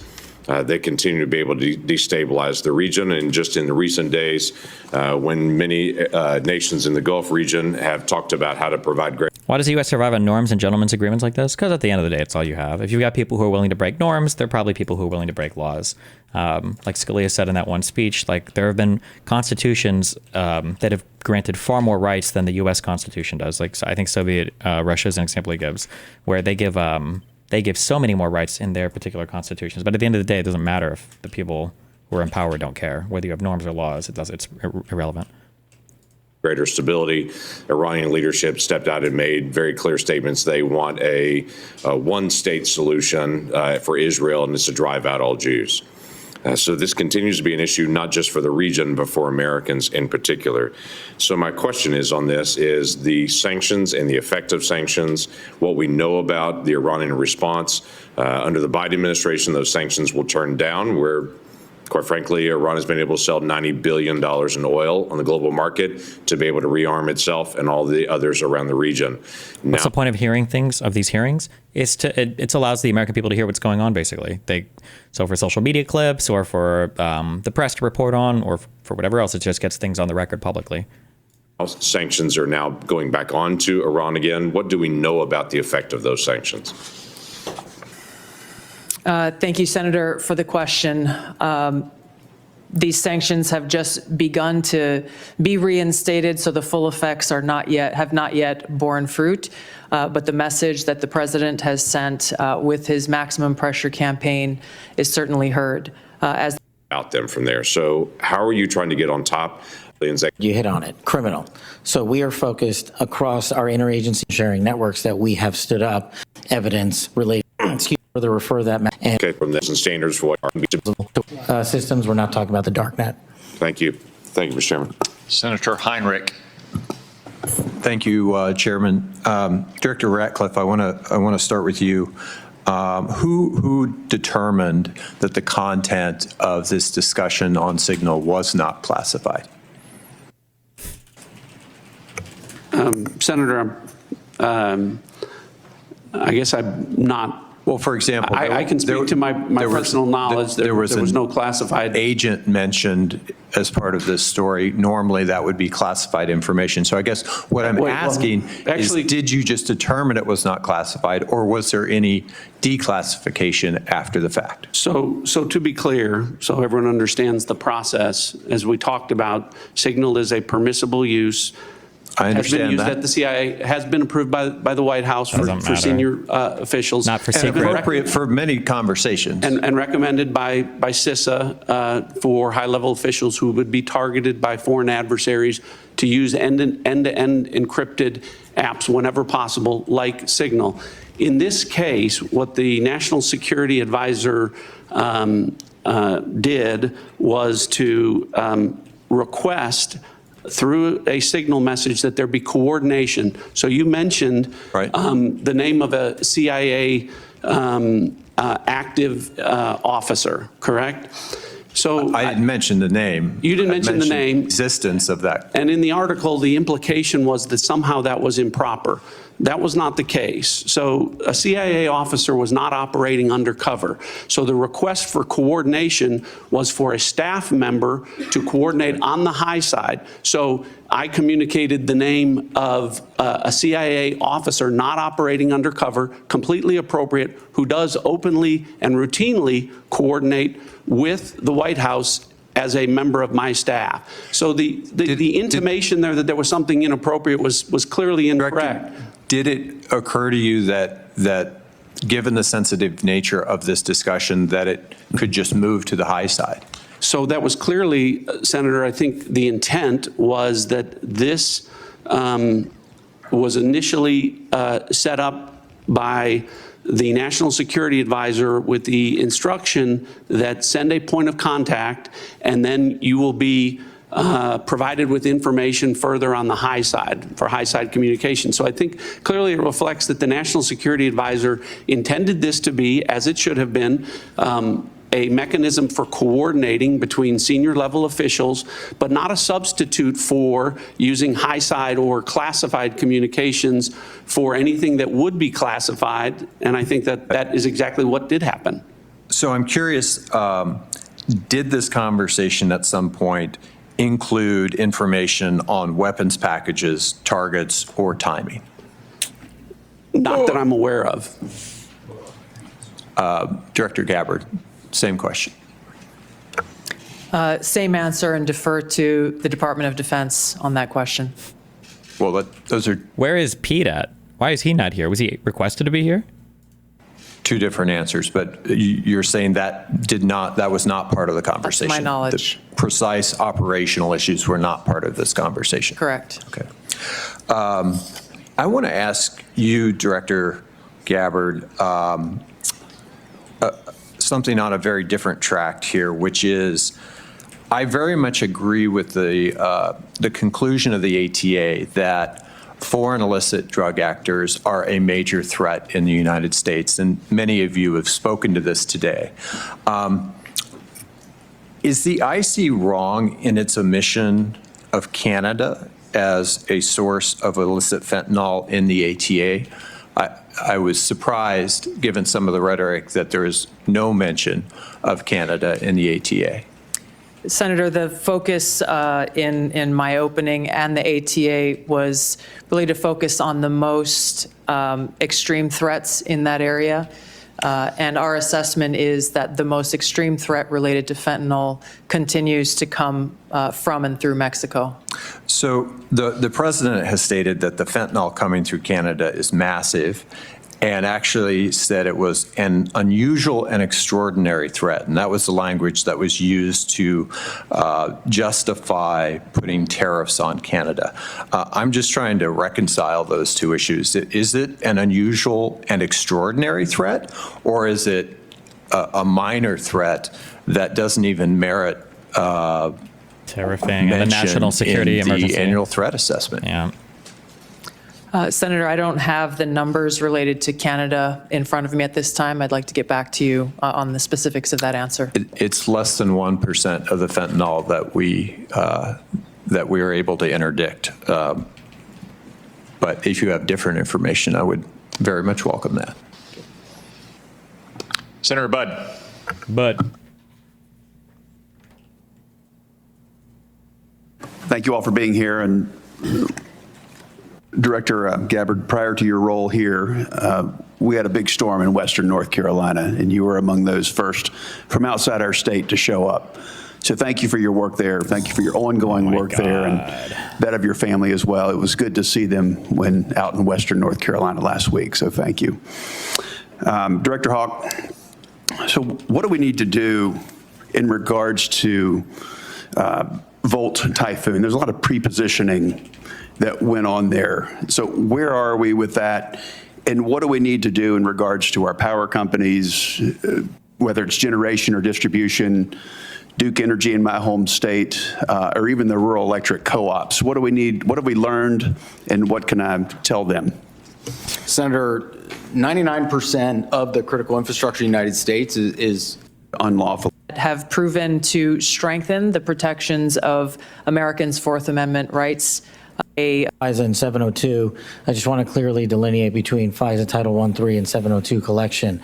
We need to both ardently defend its use, but also ardently support reforms that allow the American public to entrust that those charged with those capabilities are not violating the Fourth Amendment or any other violation. Speaking to Title I, Title III, when it comes to U.S. persons, I have already included an amendment in terms of FBI language to make sure that when a U.S. person is targeted, that the FBI specifically is responsible for culling through all exculpatory information that is reasonably known and satisfying that burden and stating it in the application. When it comes to 702, Senator, some of the biggest enterprise efforts we have had to thwart national security risk would not have occurred if 702 collection had gone dark. And the FBI continues to use that information to protect the homeland. We've had multiple takedowns in the last 6 months based on 702 and interagency collection processes, but we just need to ensure the American public, and I'm working with my team, that even in the 702 sphere, American citizens' information is protected. Thank you all. I look forward to the discussion in the closed session. Wow. Senator King. Thank you, Mr. Chairman. Director Gabbard, I didn't intend to get into the Jeffrey Goldberg story, but something you said has sort of puzzled me.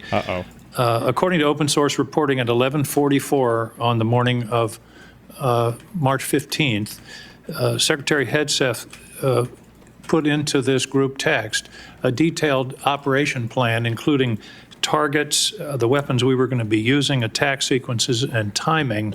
Okay, and yet you've testified that nothing in that chain was classified. Wouldn't that be classified? What if that had been Who knows? You made don't know. public that morning before the attack took place?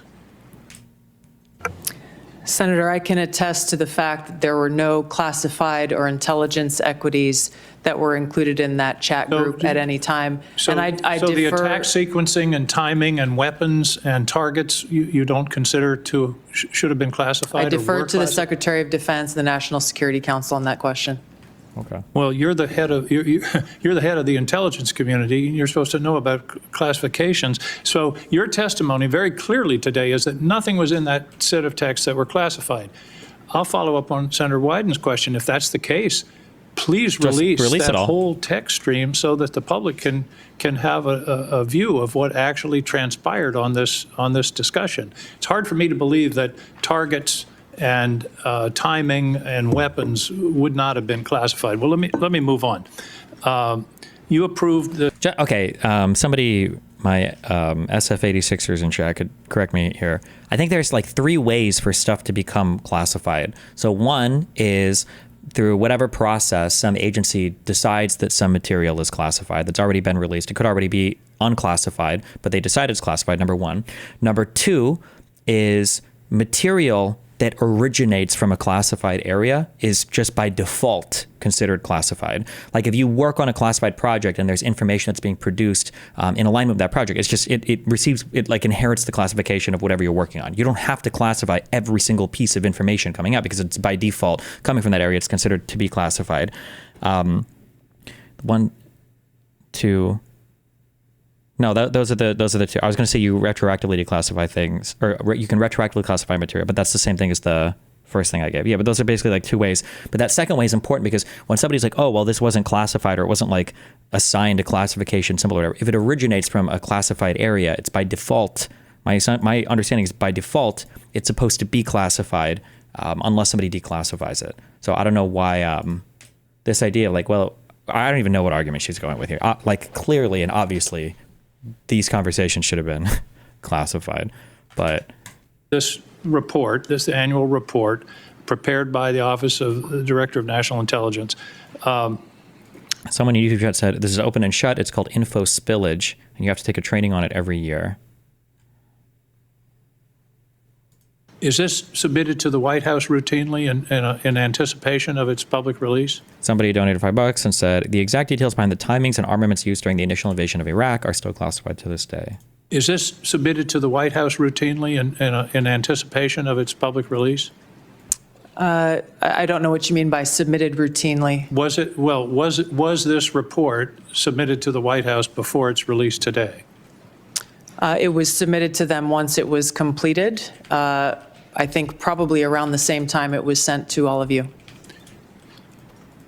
I want to move on. One note that surprised me, I've been on this committee now this is my 13th year. Every single one of these reports that we have had has mentioned global climate change as a significant national security threat, except this one. Has something happened? Has global climate change been solved?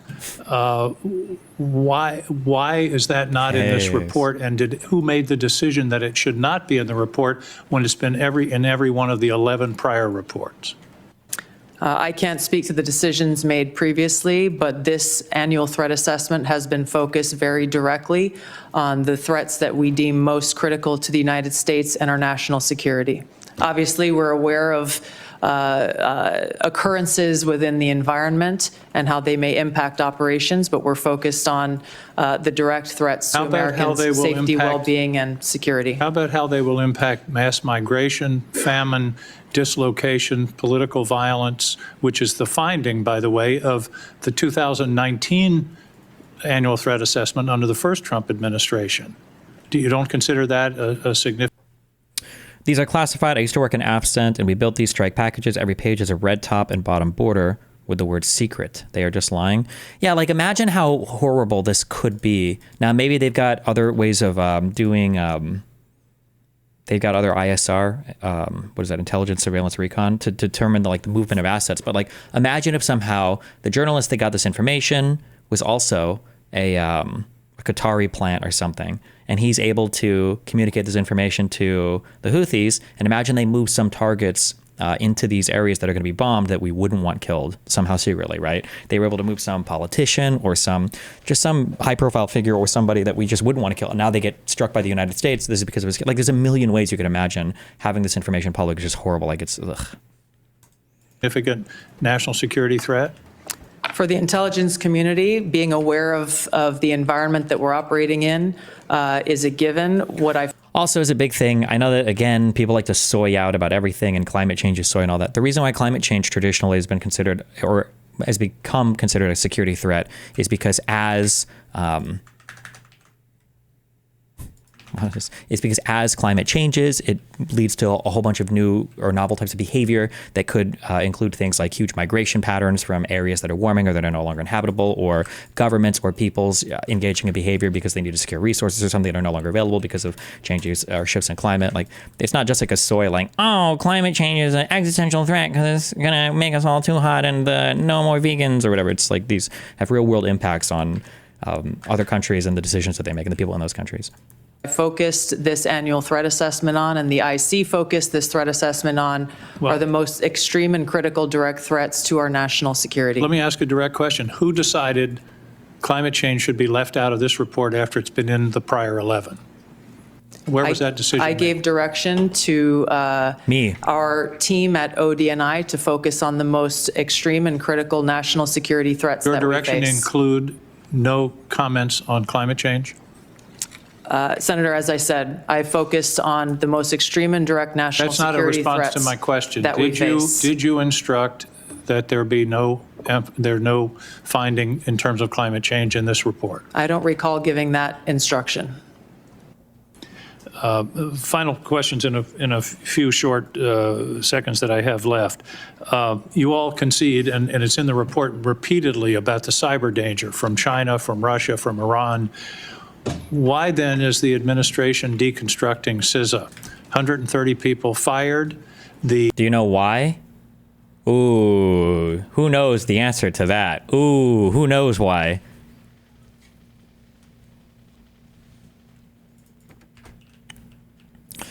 CISA, C-I-S-A, I don't even know what it stands for, but I believe that CISA, they might have done two things or one of two things. They were either the organization of, it was a big, like, central, or it's like a big intelligence collection of people, basically. I think they either said, we believe that the Hunter Biden laptop story is not real, or they were the ones that came out and said, we think that the election was super secure in 2020, or was the most secure election ever. They either did both of those things, or they did one of two of those things. And I think that ultra ass-pained, I think Trump carries that with him to this day. Does anybody remember which one they were involved in? It might have been both. I wonder if I have this in my notes. Imagine if I can just look at my notes and it's just here. Search CISA. Oh my God. Yes. They were the ones that made the joint statement from Elections Infrastructure Government Coordinating Council and the Election Infrastructure Sector Coordinating Executive Committees. I think it was from this body where they said that this was this where the most secure election of all time, that quote came from? Yes, I believe. And they quoted it, yeah. The November 3rd election was the most secure in American history. Right now, across the country, election officials are reviewing and double-checking the entire election process prior to finalizing the results. Yes, they were. Trump was ultra ass-pained about this one. And so were all exhibits. Most secure ever? How can you even know that? What? Most secure ever? General Hawk talked about the importance of public-private cooperation. That section of CISA seems to have been disestablished. What possible policy reason is there for Wait, hold on. Sorry, forget everything I just said. CISA. People are linking something else. Is there a different CISA? S-Z-A? Is this a different thing? Oh, you're just linking some stupid fucking name. Never mind. Okay, good one.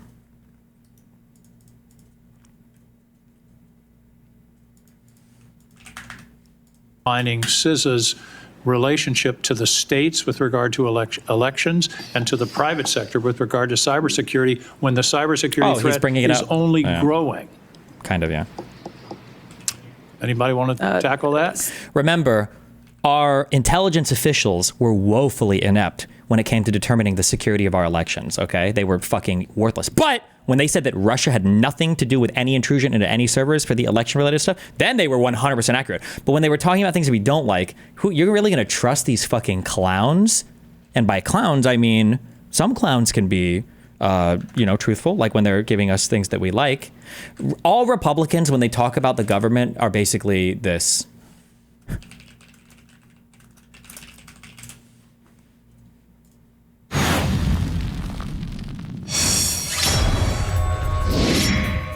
Drew, come forward. Yes, chef, this is a chicken quiche with cremini mushrooms, baby spinach, and feta cheese.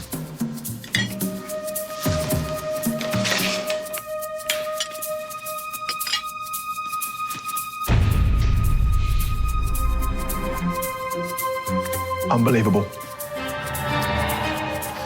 Well, Drew, I have a huge problem with this dish. It's that you haven't made it for me sooner. Thank you, chef. Because if you had, Drew, then I would know how good you are at cooking food that's bad. I'm sorry, chef. And when I say bad, I mean Michael Jackson bad. Thank you, chef. You know how he looked really, really bad at the end of his life? Chef, I'm sorry. I don't know if you like the dish or not. You don't know if I like the dish or not? Well, let's put it this way. Pack your knives, get out, you're off the show. Sorry, chef. Because you should be working in the finest restaurant in the world. Thank you, chef. Just not any world that I live in. In conclusion, Key and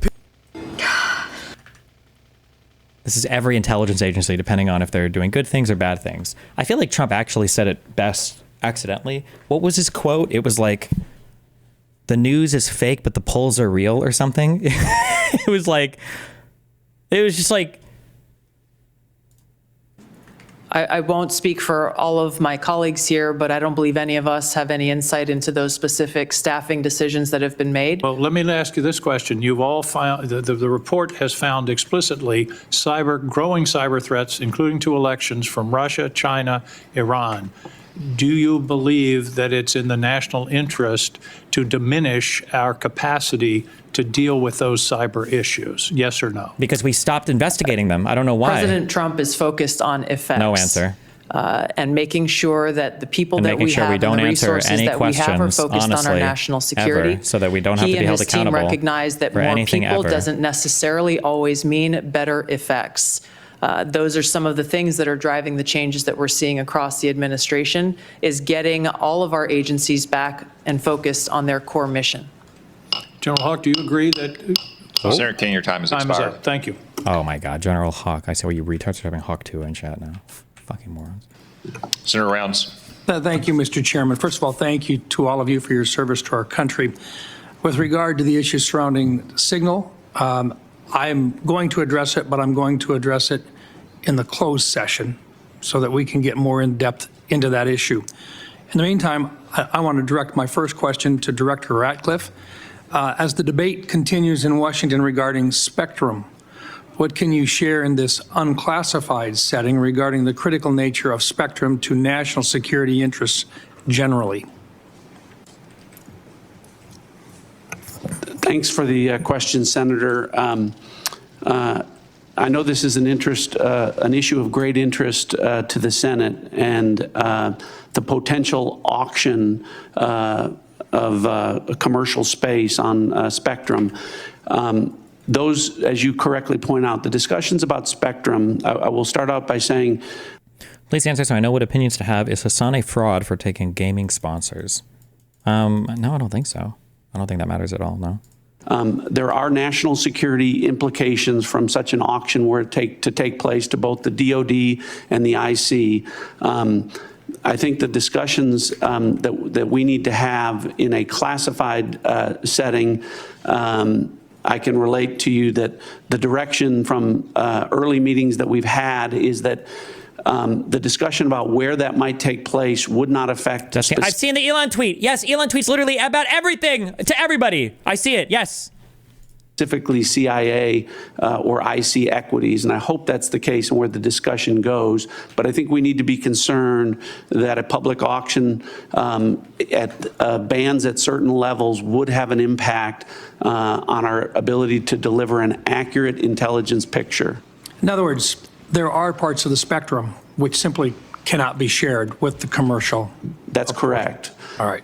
And we can talk about the specific reasons about why, in a classified setting, that would cause a diminishment of our ability to deliver a good threat picture to the commander-in-chief. And in some cases, life or death consequences Absolutely. involved. Wow. Thank you. Director Patel, first of all, I just want to thank you for what you are doing. And I know that there's a number of items that in your previous life you did that simply can't be discussed, but nonetheless, we've appreciated what you have done for your country already. Today, I just wanted to talk to you about, we've seen a series of public news reports about ISIS threats within the United States. And there have been several successful interdictions, Oklahoma City, Philadelphia, New York. Although the question remains as to the total number of ISIS operatives who were able to breach porous borders in the months and years before policy now is a, quote, deceitful and highly discredited so-called journalist who's made a profession of providing hoaxes time and time again. Do you share that evaluation, the Secretary of Defense's evaluation of Jeff Goldberg as a journalist? Senator, I didn't see those comments. Any targets that begin to move forward with. Thank you very much for holding this hearing, and thank you for being here. Mr. Director Ratcliffe, it sounds to me like your testimony today and the Secretary and the DNI's testimony is that there was nothing wrong at all with the signal thread that you were on, that it didn't include any targeting information or battle sequence. That is your testimony. That's your testimony. And I'm a little staggered that that is your view, Director Ratcliffe. Does the CIA have any rules about handling of classified information? Yes or no? Yes. Thank you, Good Director job. Ratcliffe. Good Do answer. you agree? Secretary of Defense Pete Hegseth said this morning when asked by members of the press what had happened, he said this morning in Hawaii that Atlantic Editor-in-Chief Jeff Goldberg is a, quote, deceitful and highly discredited so-called journalist who's made a profession of providing hoaxes time and time again. Do you share that evaluation, the Secretary of Defense's evaluation of Jeff Goldberg as a journalist? Senator, I didn't see those comments. I don't know Jeff Goldberg. So do you share that view of the Secretary of Defense? Well, I don't have a view on. Okay. Assuming that he has that view, I'm curious about whether you are the CIA director. Okay, this has happened. We know it's happened. Did Jeff Goldberg somehow, did he create a hoax that allowed him to become part of this signal thread? Please answer the question. You don't insult the intelligence of the American people. Did he invite himself to the signal thread? I don't know how he was invited, but clearly he was added. Clearly it was. Finish your sentence, please. Clearly he was added to the signal group. Your question is. You don't know that the president's national security advisor invited him to join the signal thread? Everybody in America knows that. Does the CIA director not know that? I've seen conflicting reports about who added. Really? Have you? Have you though? The reporter to. Have you really though? Probably not. Signal I think that it's perfectly appropriate that probably not. There was a reporter added, especially one that the that the Secretary of Defense says is deceitful, highly discredited, a so-called journalist who's made a profession of peddling hoaxes over and over again. Is your testimony that it was appropriate that he was added to this signal thread? No, of course not. And why Senator, did you not call? Hold on, Senator. You're mischaracterizing my testimony. Good. You answered the question. Let me ask you. What's the senator's name again? When he was added to the thread, you're the CIA director. Why didn't you call out that he was present on the signal thread? Senator Bennett. Okay. I want to start remembering, like, I should know all of their states and everything. And we see this guy talk a lot. Okay. U.S. Senator from Colorado since 2009. Michael Bennett. Senator Bennett. Okay. I don't know if you use signal messaging app. I do. Not for classified information, not for targeting. Ooh, he got him. Okay, so he knows a little bit. That's good. Yeah, you can use it for sure. Neither do I, Senator. Neither do I, Senator. Well, that's what your testimony is today. It absolutely is not, Senator. Were you not listening at the beginning? No. When I said that I was using it as permitted, it is permissible to use. I agree that's your testimony. Yeah. I agree that's your testimony. You asked me if I use it, and I said not for targeting, not for classified information. And I said I don't either. I also know Jeff Goldberg. I don't use it to communicate with him. But you thought it was appropriate. By the way, I think he's one of the more outstanding journalists in America.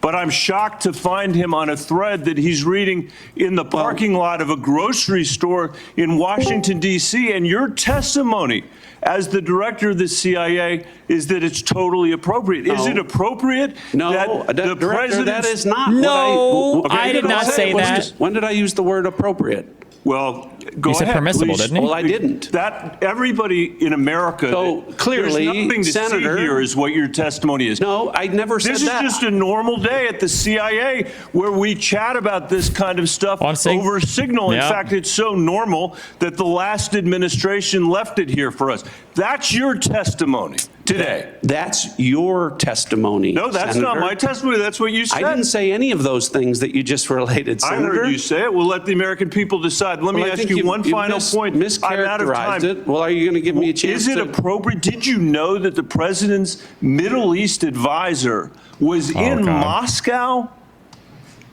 on this thread while you were as director? Oh, because Witkoff was in the group chat, and he's in Moscow. Oh, see, this is what I'm talking. So this is exactly what I mean when I say on your approved apps. I don't know how they do it. Also, anybody that works in intelligence, feel free to tell me I'm wrong if I don't understand this right. My guess is there are some apps you can only log into these in a secure environment. This is one of the benefits of having a secure, compartmentalized SCIF, IF. What does the IF stand for? Informational fuck place. Is that there isn't going to be a random person on an app. Like, because they're going to be in an environment where the person on the app on the phone is, that it's that person, up to whatever standards or level that you're communicating in, because that's how a SCIF works, right? But this would be another reason why you would not have random apps that you're using to try to communicate information like this. Jesus. Sensitive, compartmentalized information facility. Gotcha. Depending on how this SCIF works, because I think there's different levels on different SCIFs. But like for some of these, like you literally can't even bring in devices. Like you won't be allowed to bring in a phone. Sometimes you won't be allowed to bring in any external data devices at all. So like USB drives, nothing like that. I think it depends on the level of security of the particular SCIF, but. Of the CIA participating in this thread? Were you aware of that? Are you aware of that today? I'm not aware of that today. This sloppiness, this incompetence, this disrespect for our intelligence agencies and the personnel who work for them is entirely unacceptable. It's an embarrassment. Senator, you need to do better. Ooh, you need to do better. Got him with the do better. Thank you. I'm being gavelled by the chairman, and I apologize for going over my time. Senator Young. Thank you all for being here.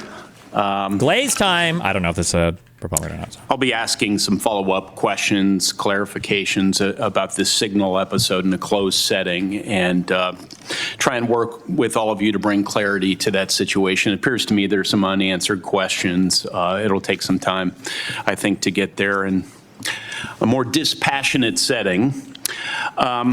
Director Gabbard, I'm going to begin today asking you some questions about emerging technology. This has been a real point of emphasis, I know, of our broader national security community for a period of time. We know that PRC is making generational investments. Oh, someone on YouTube said they also have lights for when people are on the phone so that you don't talk about top secret information when others could be listening in. In certain emerging tech, AI, biotech, and in other areas of technology to reduce their vulnerability. What? Someone said Bizarro JD Vance. Against any supply chain disruptions and to lead the world in some areas. As the IC assesses, the PRC is seeking to, quote, become a global S&T superpower, surpass the United States, promote self-reliance, and achieve further Gabbard of every. Senator,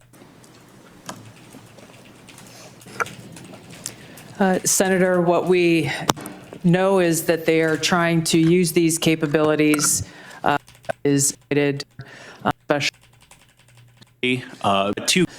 build towards misinformation, which I think I can answer this question more fully in the classified setting. What I would say is it relates to the issue of emerging technologies and matters of quantum computing and quantum sensing and our perspective. An area that, from our perspective, and how that to this question very briefly, that would be great. Senator, we're obviously aware of North Korea's. Apparently, the Atlantic guy has more stuff he's putting out. He should just release it all because they said there's nothing that's unclassified, so he should just dump all of it, right? Revenue generating by stealing cryptocurrency has had a significant effect on North Korea's. Oh shit! Did we ever ask if those people that tried to rob Amaranth were North Korean? Capabilities. Again, close. You get when you visit back signal chain and Mr. In nature, no classified information. So I want to ask each of you just a series of wait. Let me use the restroom real quick. Hold on.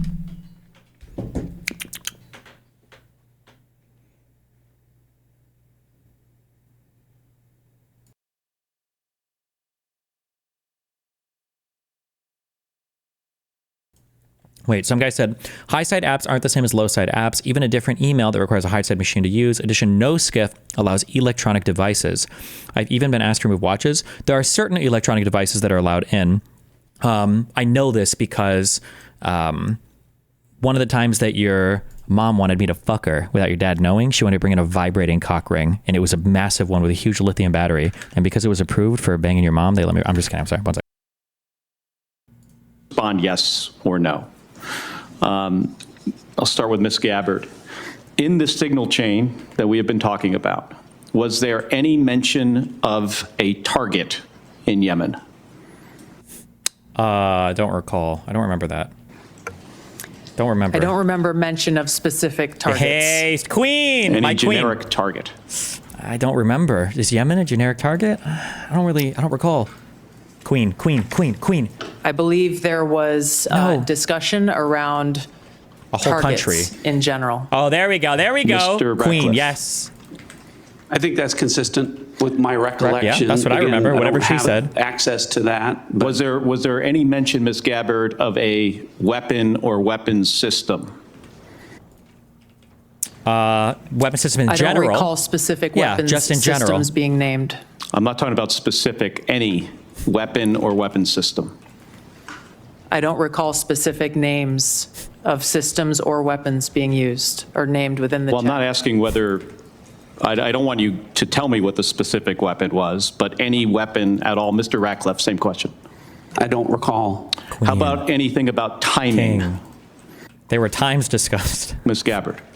There were hours. I don't recall specific timing. Was there any I mention? won't get into the detail of the conversation, but obviously. Wait, why? Wait, why not though? Because I thought the conversation wasn't like classified or anything, so it should be like totally fine, right? Who cares? No? was a significant amount of planning and internal discussion. Destiny, do you think most people care about this? If people don't care, dude, that guy, Stephen, no, not Stephen Smith. Adam Smith, that guy was on it. Sometimes people don't care. And you know what? If they should care, then you need to make them care. Figure out how to message it, okay? Making Americans unsafe, leaking information to journalists that could compromise people in the CIA. It makes America unsafe, okay? We are not safe when our agents are on ICQ or fucking AOL Instant Messenger talking about potential military strikes. That's not good for Americans. It's not good for American safety. That had occurred prior to and outside of this Signal chat. Mr. Ratcliffe, you're nodding your head. Any mention of any military unit whatsoever? Mr. Ratcliffe. Wait, also real quick. Okay, I've never used these in this stupid tank before. Cannon shells or explosive cannon shells? Are explosive cannon shells worth it, or should I just be doing cannon shells? Cliff. Not that I recall. Ms. Gabbard. Not that I recall. Okay. Most people don't care. If Destiny didn't pretend to care, 99% of the people here wouldn't care either. What do you think about Hillary's emails? Because that dominated the election cycle and afterwards for years. Because somebody had a private email server. Fuck you. Fuck you. Nobody would care for somebody to bring it up. Nobody would have given a fuck about that. And that was an actual non-issue. So no, fuck you. So I understand that DoD policy prohibits discussion of even what is called controlled unclassified information, or CUI, on unsecured devices. Are both of you aware of that DoD policy? Ooh, somebody. We heard that. I haven't read that policy.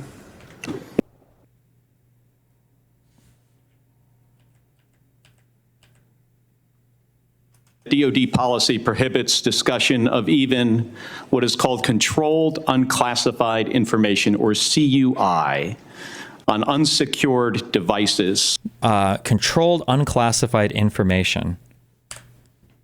Information. It's discussion of even what is called controlled unclassified information, or CUI, on unsecured devices. Are both of you aware of that DoD policy?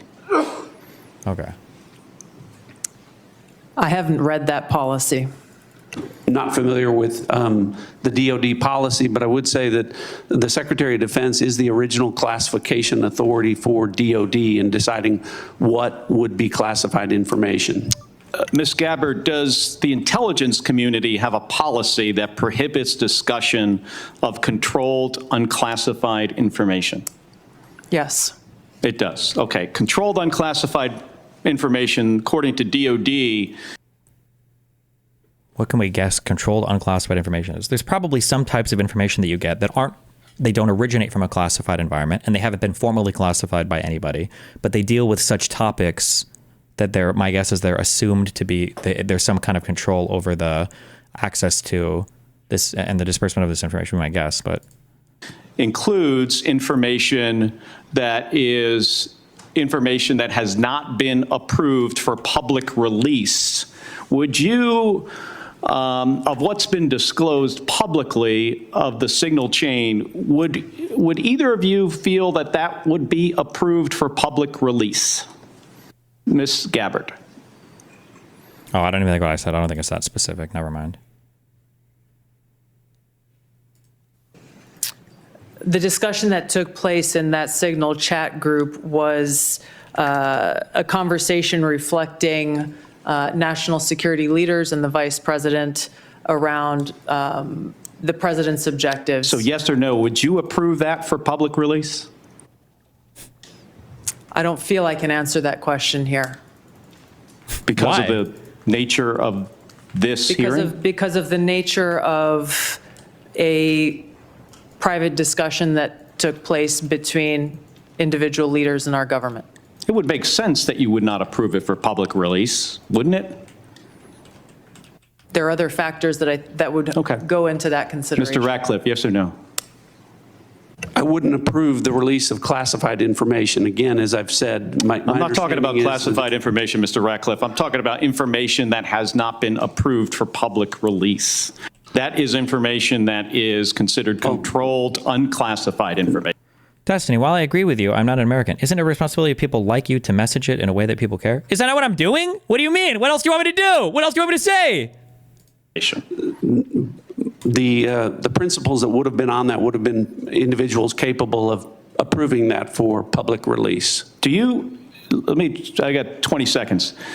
The deliberation as to whether or not we should launch a strike on another country, would you consider that classified information, Ms. Gabbard? Well, the information was not classified. Got him. This is not, I'm not talking about this. Just in general. I'm just talking Not about this. Not this particular one, but just in general. From principles as to whether or not we should launch a strike on another country.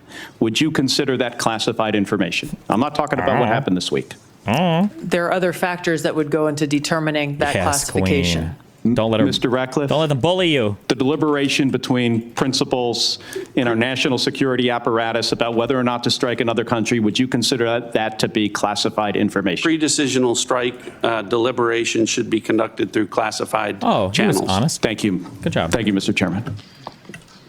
If I may, I just want to return, Mr. Ratcliffe, to your answer there in part, Senator Kelly. It's been raised at several occasions now in this hearing about whether classified information was discussed in this chat. And you mentioned about the Secretary of Defense being what you called, I think, the original classification authority. Correct. Correct.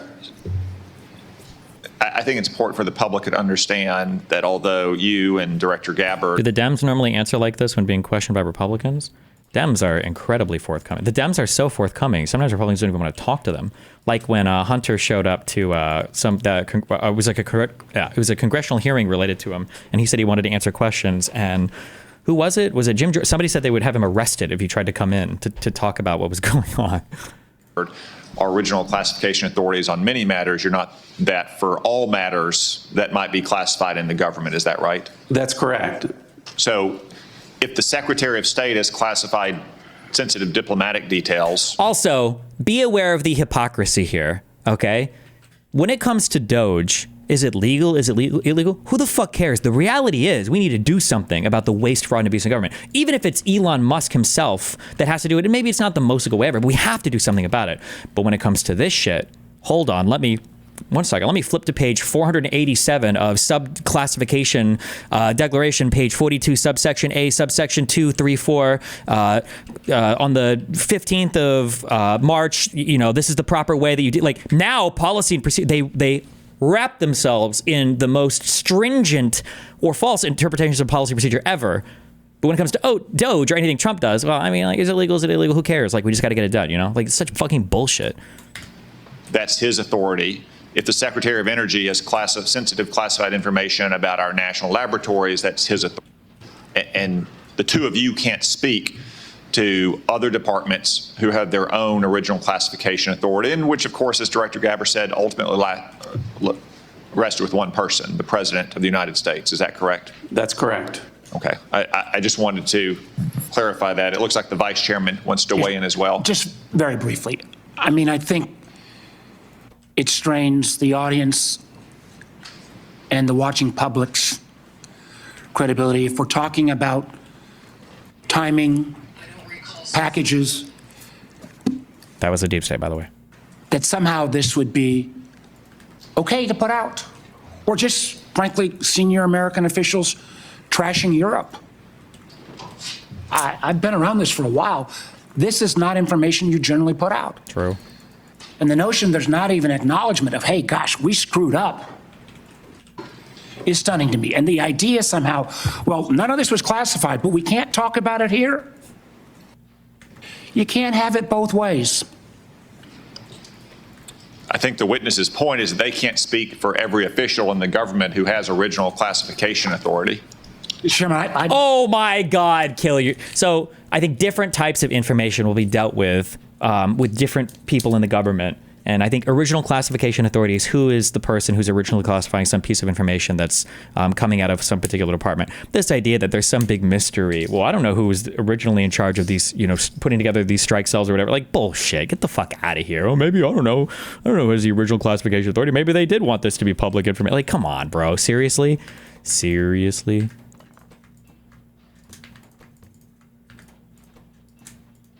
That's not what I'm No not one's trying to talking about litigate this. that. Yeah. I'm trying to litigate on the face unless, as Senator Bennett said, this reporter is somehow making this. I'm sorry. I need to stop. Somebody, this was either a Kick or YouTube shout out. Somebody brought this up earlier that you don't have to make hypotheticals, Destiny. It already leaked. So theoretically, some damage is already done. That's true. We don't have to think of theoretical circumstances and how this could harm the United States, right? Like we could see now, if we didn't have a dipshit administration, right? If you had an administration that wanted to maneuver around Europe or Russia in some particular way, maybe the ability to do that maneuvering is now harmed due to the fact that a private chat got leaked where we see high members of our government shitting on Europe, right? Maybe the Houthis were not going to continue striking targets in the ocean because they're like, fuck, I don't know if this is worth it or not. And now they see like, well, hold on, actually, America's getting ass pained about Europe and they're reluctant to do things. Maybe this is worth it to continue, right? Like just the fact that this stuff is public, it's just fucking, it's so cringe. This all up.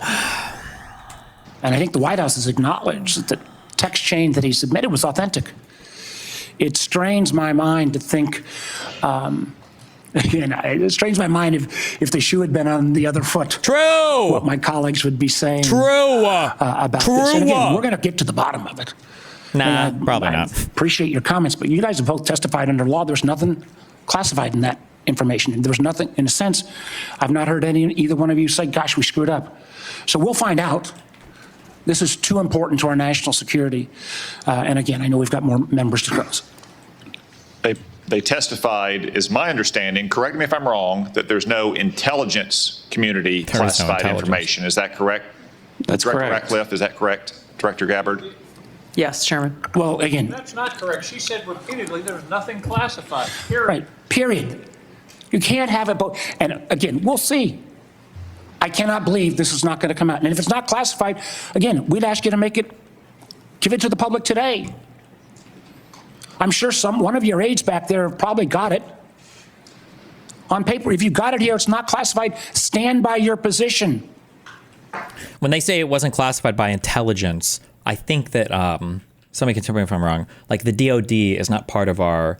I don't know if it's considered part of our like intelligence apparatus, even though there is like Navy, Army, Air Force intelligence. I don't know if it's part of the intelligence apparatus. So Tulsi might be like threading a needle there where she's saying, it wasn't classified by intelligence, but it might have been classified by the DOD or something. She should know this. Or that's just why you don't have these conversations, because you just don't risk it. You just wouldn't have these conversations outside of a secured area where other people know, Or is this just one more example of a careless approach to how we keep our secrets in this administration?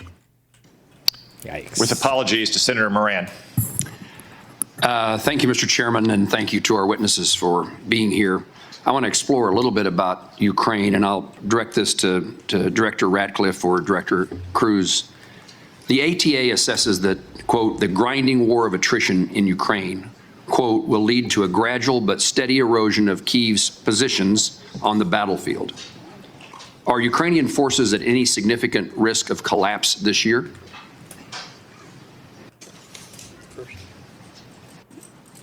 Go ahead.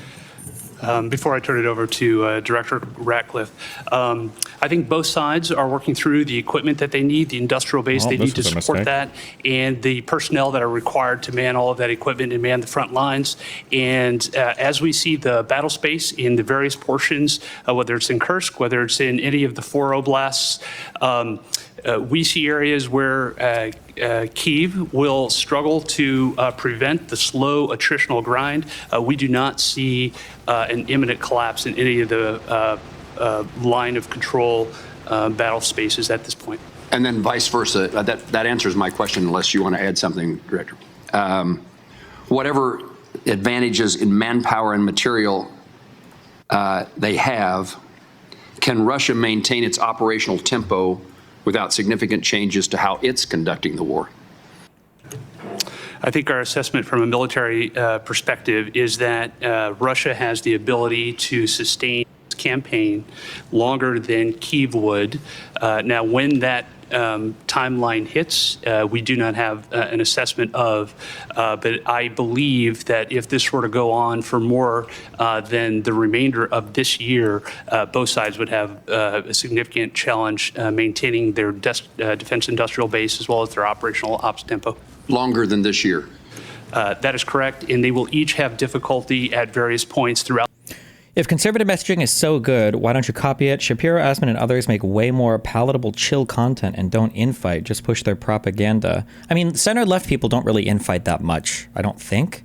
It's the progressives that push it all. So the progressives, people just, at some point, they'll learn, maybe, hopefully.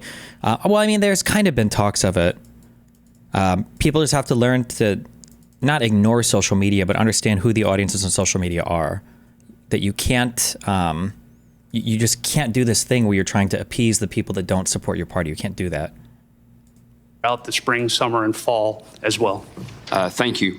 Director Ratcliffe, ATA says continuing the Russia-Ukraine war perpetuates strategic risks to the United States of unintended escalation to large-scale war and heightened insecurity among NATO allies. What are the strategic risks to the United States if Russia were to achieve its maximalist objectives via peace agreement? Achieve via peace agreement? Yes. Well, I think that clearly the negotiations that are going on reflect that President Trump is seeking a cessation of the war on terms that will end the war permanently. From an intelligence community standpoint, and specifically with regard to CIA assets, we've taken steps to support that, the president's goal of an enduring peace. To General Cruz's comments, I agree with his assessment and generally the public assessment that Russia has the battlefield advantage, is grinding forward slowly. I want to comment on that, however, to say that with regard to the Ukrainian resistance, the Ukrainian people and the who are popular center-left people, I can't think of any. They exist in a totally different information environment, like Brian Tyler Cohen, like David Pakman, like the Pod Save America people, the Bulwark people. I don't know if their audiences just skew older or they're just not as active on social media, but they exist in a totally separated environment from a lot of this other stuff, so you don't see them as much. Ukrainian military have been underestimated for a period of several years now. And ultimately, I'm convinced from my reflections in observing from an intelligence standpoint that they will fight with their bare hands if they have to, if they don't have terms that are acceptable to an enduring peace. Obviously, to the point of maximalist goals, President Trump has communicated that he is aware of the dangers of that, of Russia getting what they want. And I think that the peace talks that are taking place would reflect, if successful, and they are making progress, that both sides would not get everything that they want, and no one's maximalist goals would be achieved. Can we talk about anything Russia's being asked to give up, or are we not allowed to say any of that publicly? I'm going to skip a question and ask that I intended to ask, but ask the director of the FBI. What are the names of the shotguns behind you? Fred and Sam. That's what I call them. Director, I chair the subcommittee that appropriates money for the Department of Justice, including the FBI. It has been our practice that the FBI director, as well as the Attorney General, appear before our committee each year.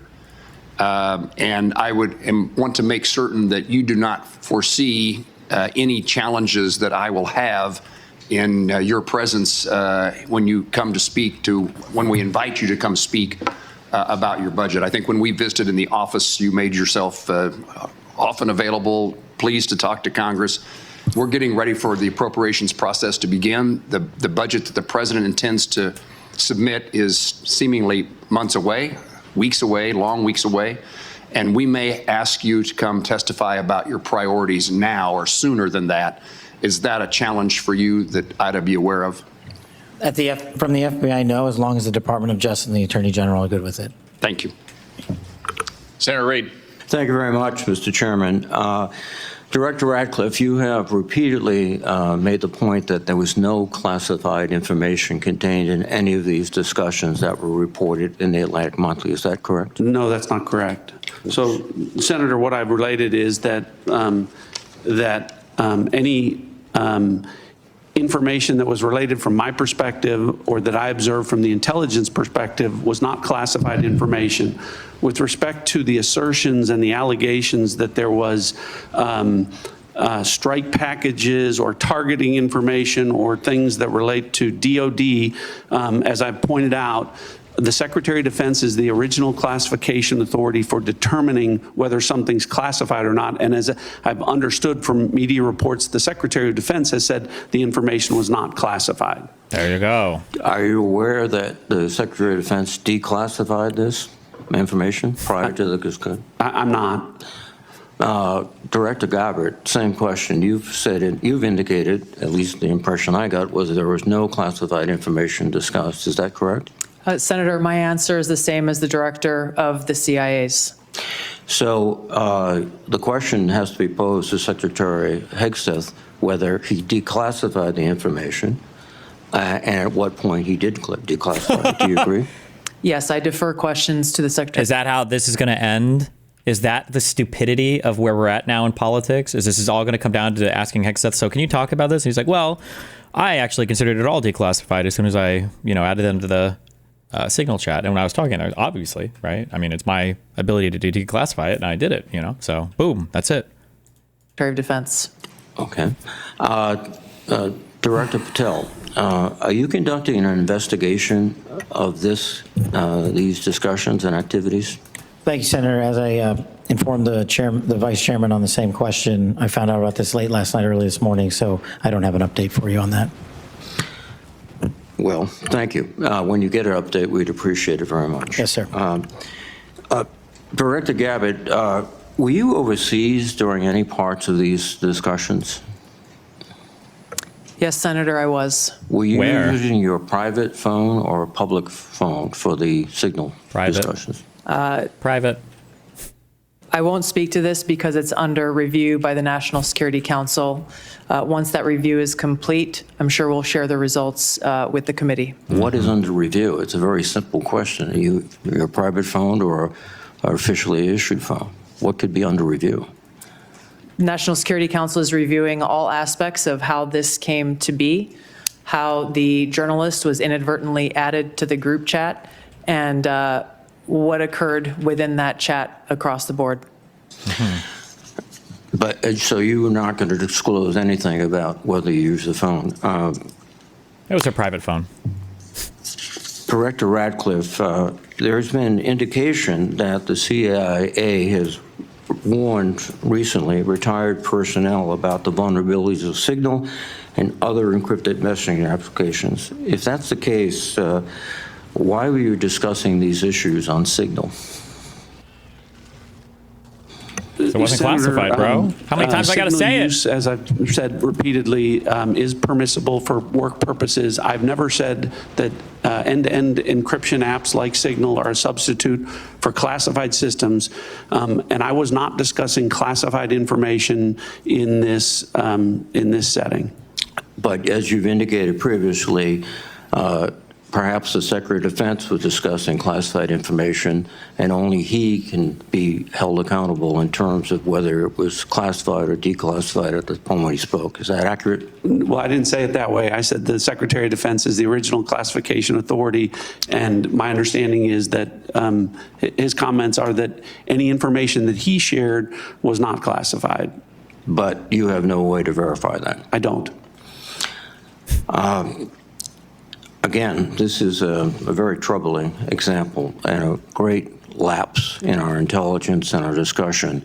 One further point, if you are not aware of any classified information on the discussions back and forth, would it be that's a good question. Has a single Republican lawmaker come out and condemned these leaks? A single one in Congress or in the Senate? Anybody know?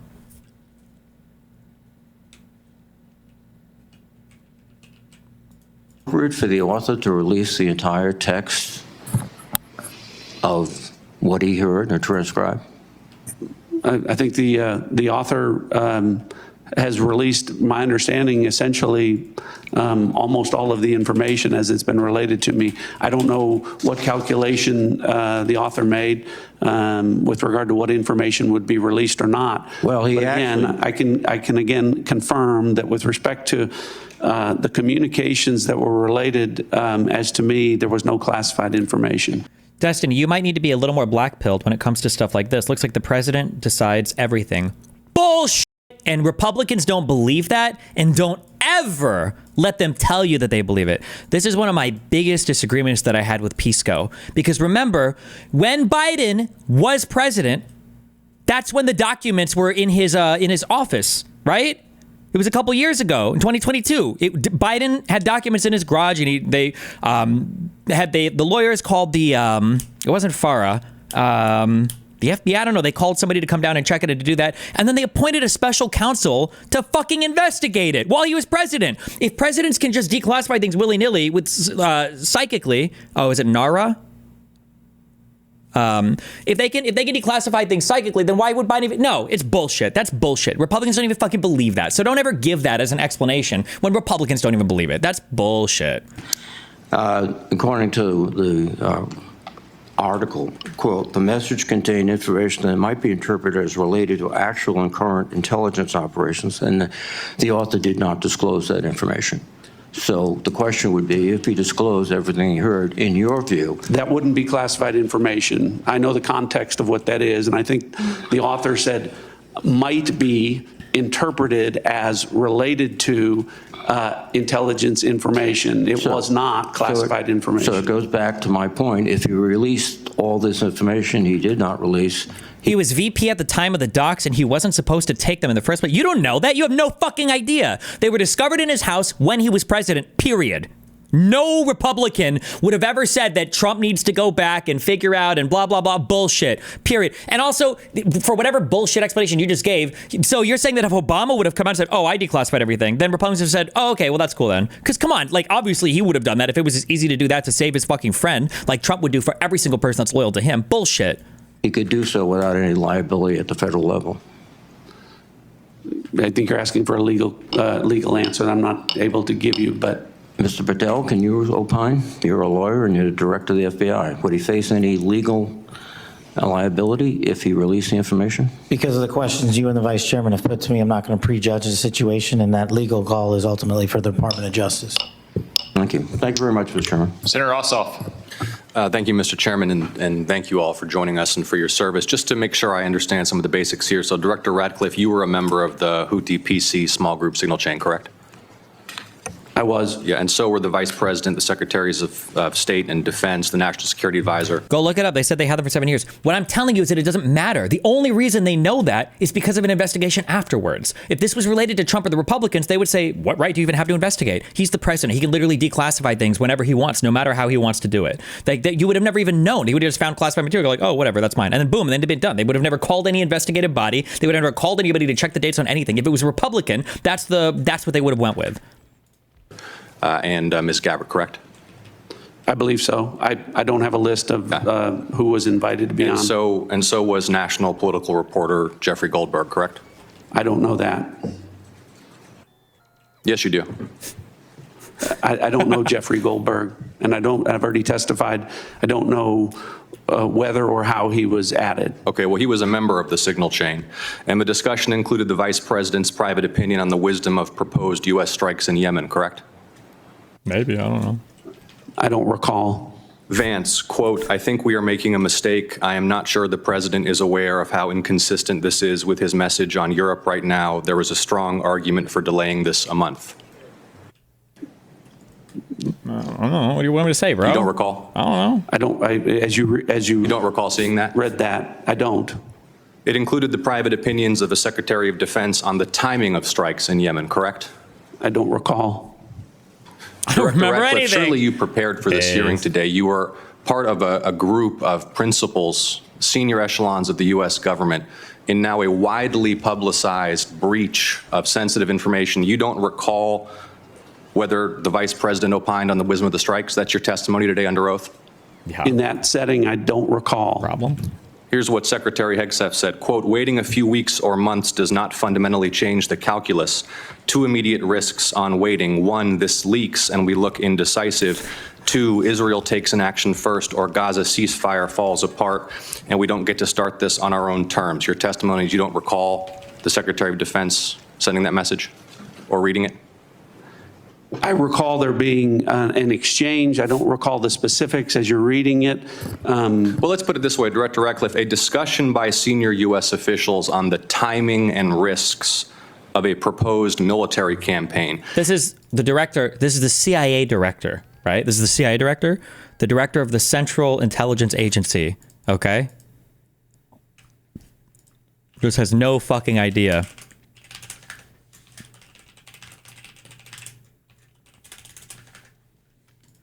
And disagreements between the president and the vice president about U.S. plans and intentions would be of obvious interest to foreign intelligence services, would it not? Yes. And they were discussing the timing of sending U.S. air crews into enemy airspace where they faced an air defense threat, correct? I'm going to, Senator, defer to the other principles that you're referring to about what the meaning and the context of what they were on. They're talking about the timing of U.S. Remember that when the head of the Secret Service couldn't answer every single detail of how a particular operation was set up, that she might have not even had anything to do with planning. All right. For somebody who at that time wasn't even in office, right? She was fired before that investigation even finished. OK. But for this guy who was the director of the CIA, who was in the fucking chat to not have any idea or know anything or whatever, there will be no repercussions for any of these people unless they end up being a fall guy for the admin, but probably nothing for any of these people. Like it's U.S. airstrikes, correct? Yes. Yes. And therefore the timing of sending U.S. air crews into hostile airspace, correct? Yes. And therefore, the time period during which enemy air defenses could target U.S. air crews flying in enemy airspace, correct? Maybe. I don't know that. You do know that. Let me ask this question, General Hawk. You lead America's signals intelligence collection. Would the private deliberation of foreign senior officials about the wisdom and timing of potential military action be a collection priority for you and the U.S. intelligence community? Senator, it's our job to do indications and warning for both the plans and intentions of adversary leaders and for military commanders. And would not information about the timing of airstrikes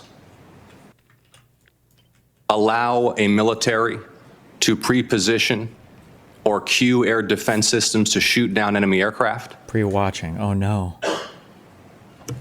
I think, Senator, from our perspective, any advance warning would be a threat is to us, something to the that we operation, certainly are of trying course. to protect. Yeah. Director Ratcliffe, this was a huge mistake, correct? Yeah? No. Oh, okay. Based! A national... Oh, he wasn't ready for it. I wasn't ready for the answer. Oh, no. He's like, wait, what? National political... Hold on. No, you Let me hold answer. on. No, The Director answer- the Ratcliffe, reason I I asked say you a yes no- or no question, and now you hold on. A national political reporter You can characterize it how you want. Was made privy The White to House has sensitive made clear information about that there imminent was an military inadvertent operations against a mistake, foreign terrorist an inadvertent organization. mistake of adding a reporter. And that wasn't a huge to a mistake? seal. That wasn't a huge mistake? Well, I think they characterize This is it an as a embarrassment. mistake. This is utterly unprofessional. There's been no apology. There has been no recognition of the gravity of this error. And by the way, we will get the full transcript of this chain, and your testimony will be measured carefully against its content. Thank you, Mr. Chairman. I thank the witnesses again for their appearance today. I sense the vice chairman has something to add. I do. So I will recognize him briefly. Well, again, I thank the witnesses. But what you're saying doesn't make sense on the face of it. Everybody knows, at least Director Ratcliffe, you had the courtesy. Can I just say one prop I will give to the Trump admin? Thank God that we got rid of fucking DEI, so we can only hire the most qualified individuals to these offices, not retarded women or people of color. Although it's funny because there's a retarded person of color and a retarded woman on this panel. But like, thank God we got rid of DEI and we're only handling the most qualified, the most astute members to these cabinet level positions. Thank God. Of acknowledging you were on the chain. Director Gabbard wouldn't even touch that, even though we've got our initials. And if you want a comparison, think back to the beginning of the Ukraine war, when the United States, in concert with our then ally, the United Kingdom, declassified a lot of Putin's battle plans that allowed the Ukrainians to push back successfully on the Russian invasion. How was that? That was gone through a real process of declassification. As Senator Ossoff so clearly made the point, this information out, potentially where our adversary could reposition its defenses, in the unwillingness of the individuals on this panel who are on the chat to even apologize for acknowledging what a colossal screw up this is, speaks volumes. Thank you to our witnesses for your appearance. A few administrative matters, as I'm sure you've answered this 100 times, that how is this not way worse than the Hillary Clinton stuff? It's obviously orders of magnitude worse than the Hillary Clinton stuff, obviously, but. mentioned earlier, Senator Collins is under the weather. She regrets that she could not be here for your testimony. Senator Risch, likewise, had to preside over a hearing of the Foreign Relations Committee to include the nomination of my former governor, Mike Huckabee, a great American and a great friend of Israel, to be the next ambassador to Israel. He also regrets that he could not be here. I anticipate he may have written questions as well. I would urge you all to respond to those promptly. Now, the audience will remain seated while our witnesses and their aides depart the hearing room. The Capitol Police will ensure this occurs. I want to commend the Capitol Police and our committee security staff for running an orderly hearing today. For the benefit of members, the vote on the floor has been called.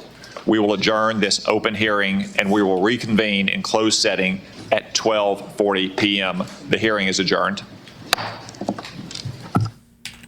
Yes, sir.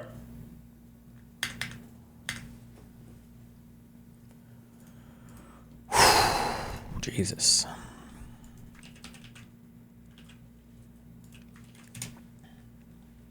Decades. Mr. President, that information was not classified. Another question. Which is your national Please, security go ahead. advisor. Just following up on your comments on the economy. There is Decades. He just doesn't answer? Yeah, Brian's right. People should just keep asking the same question then until they get kicked out.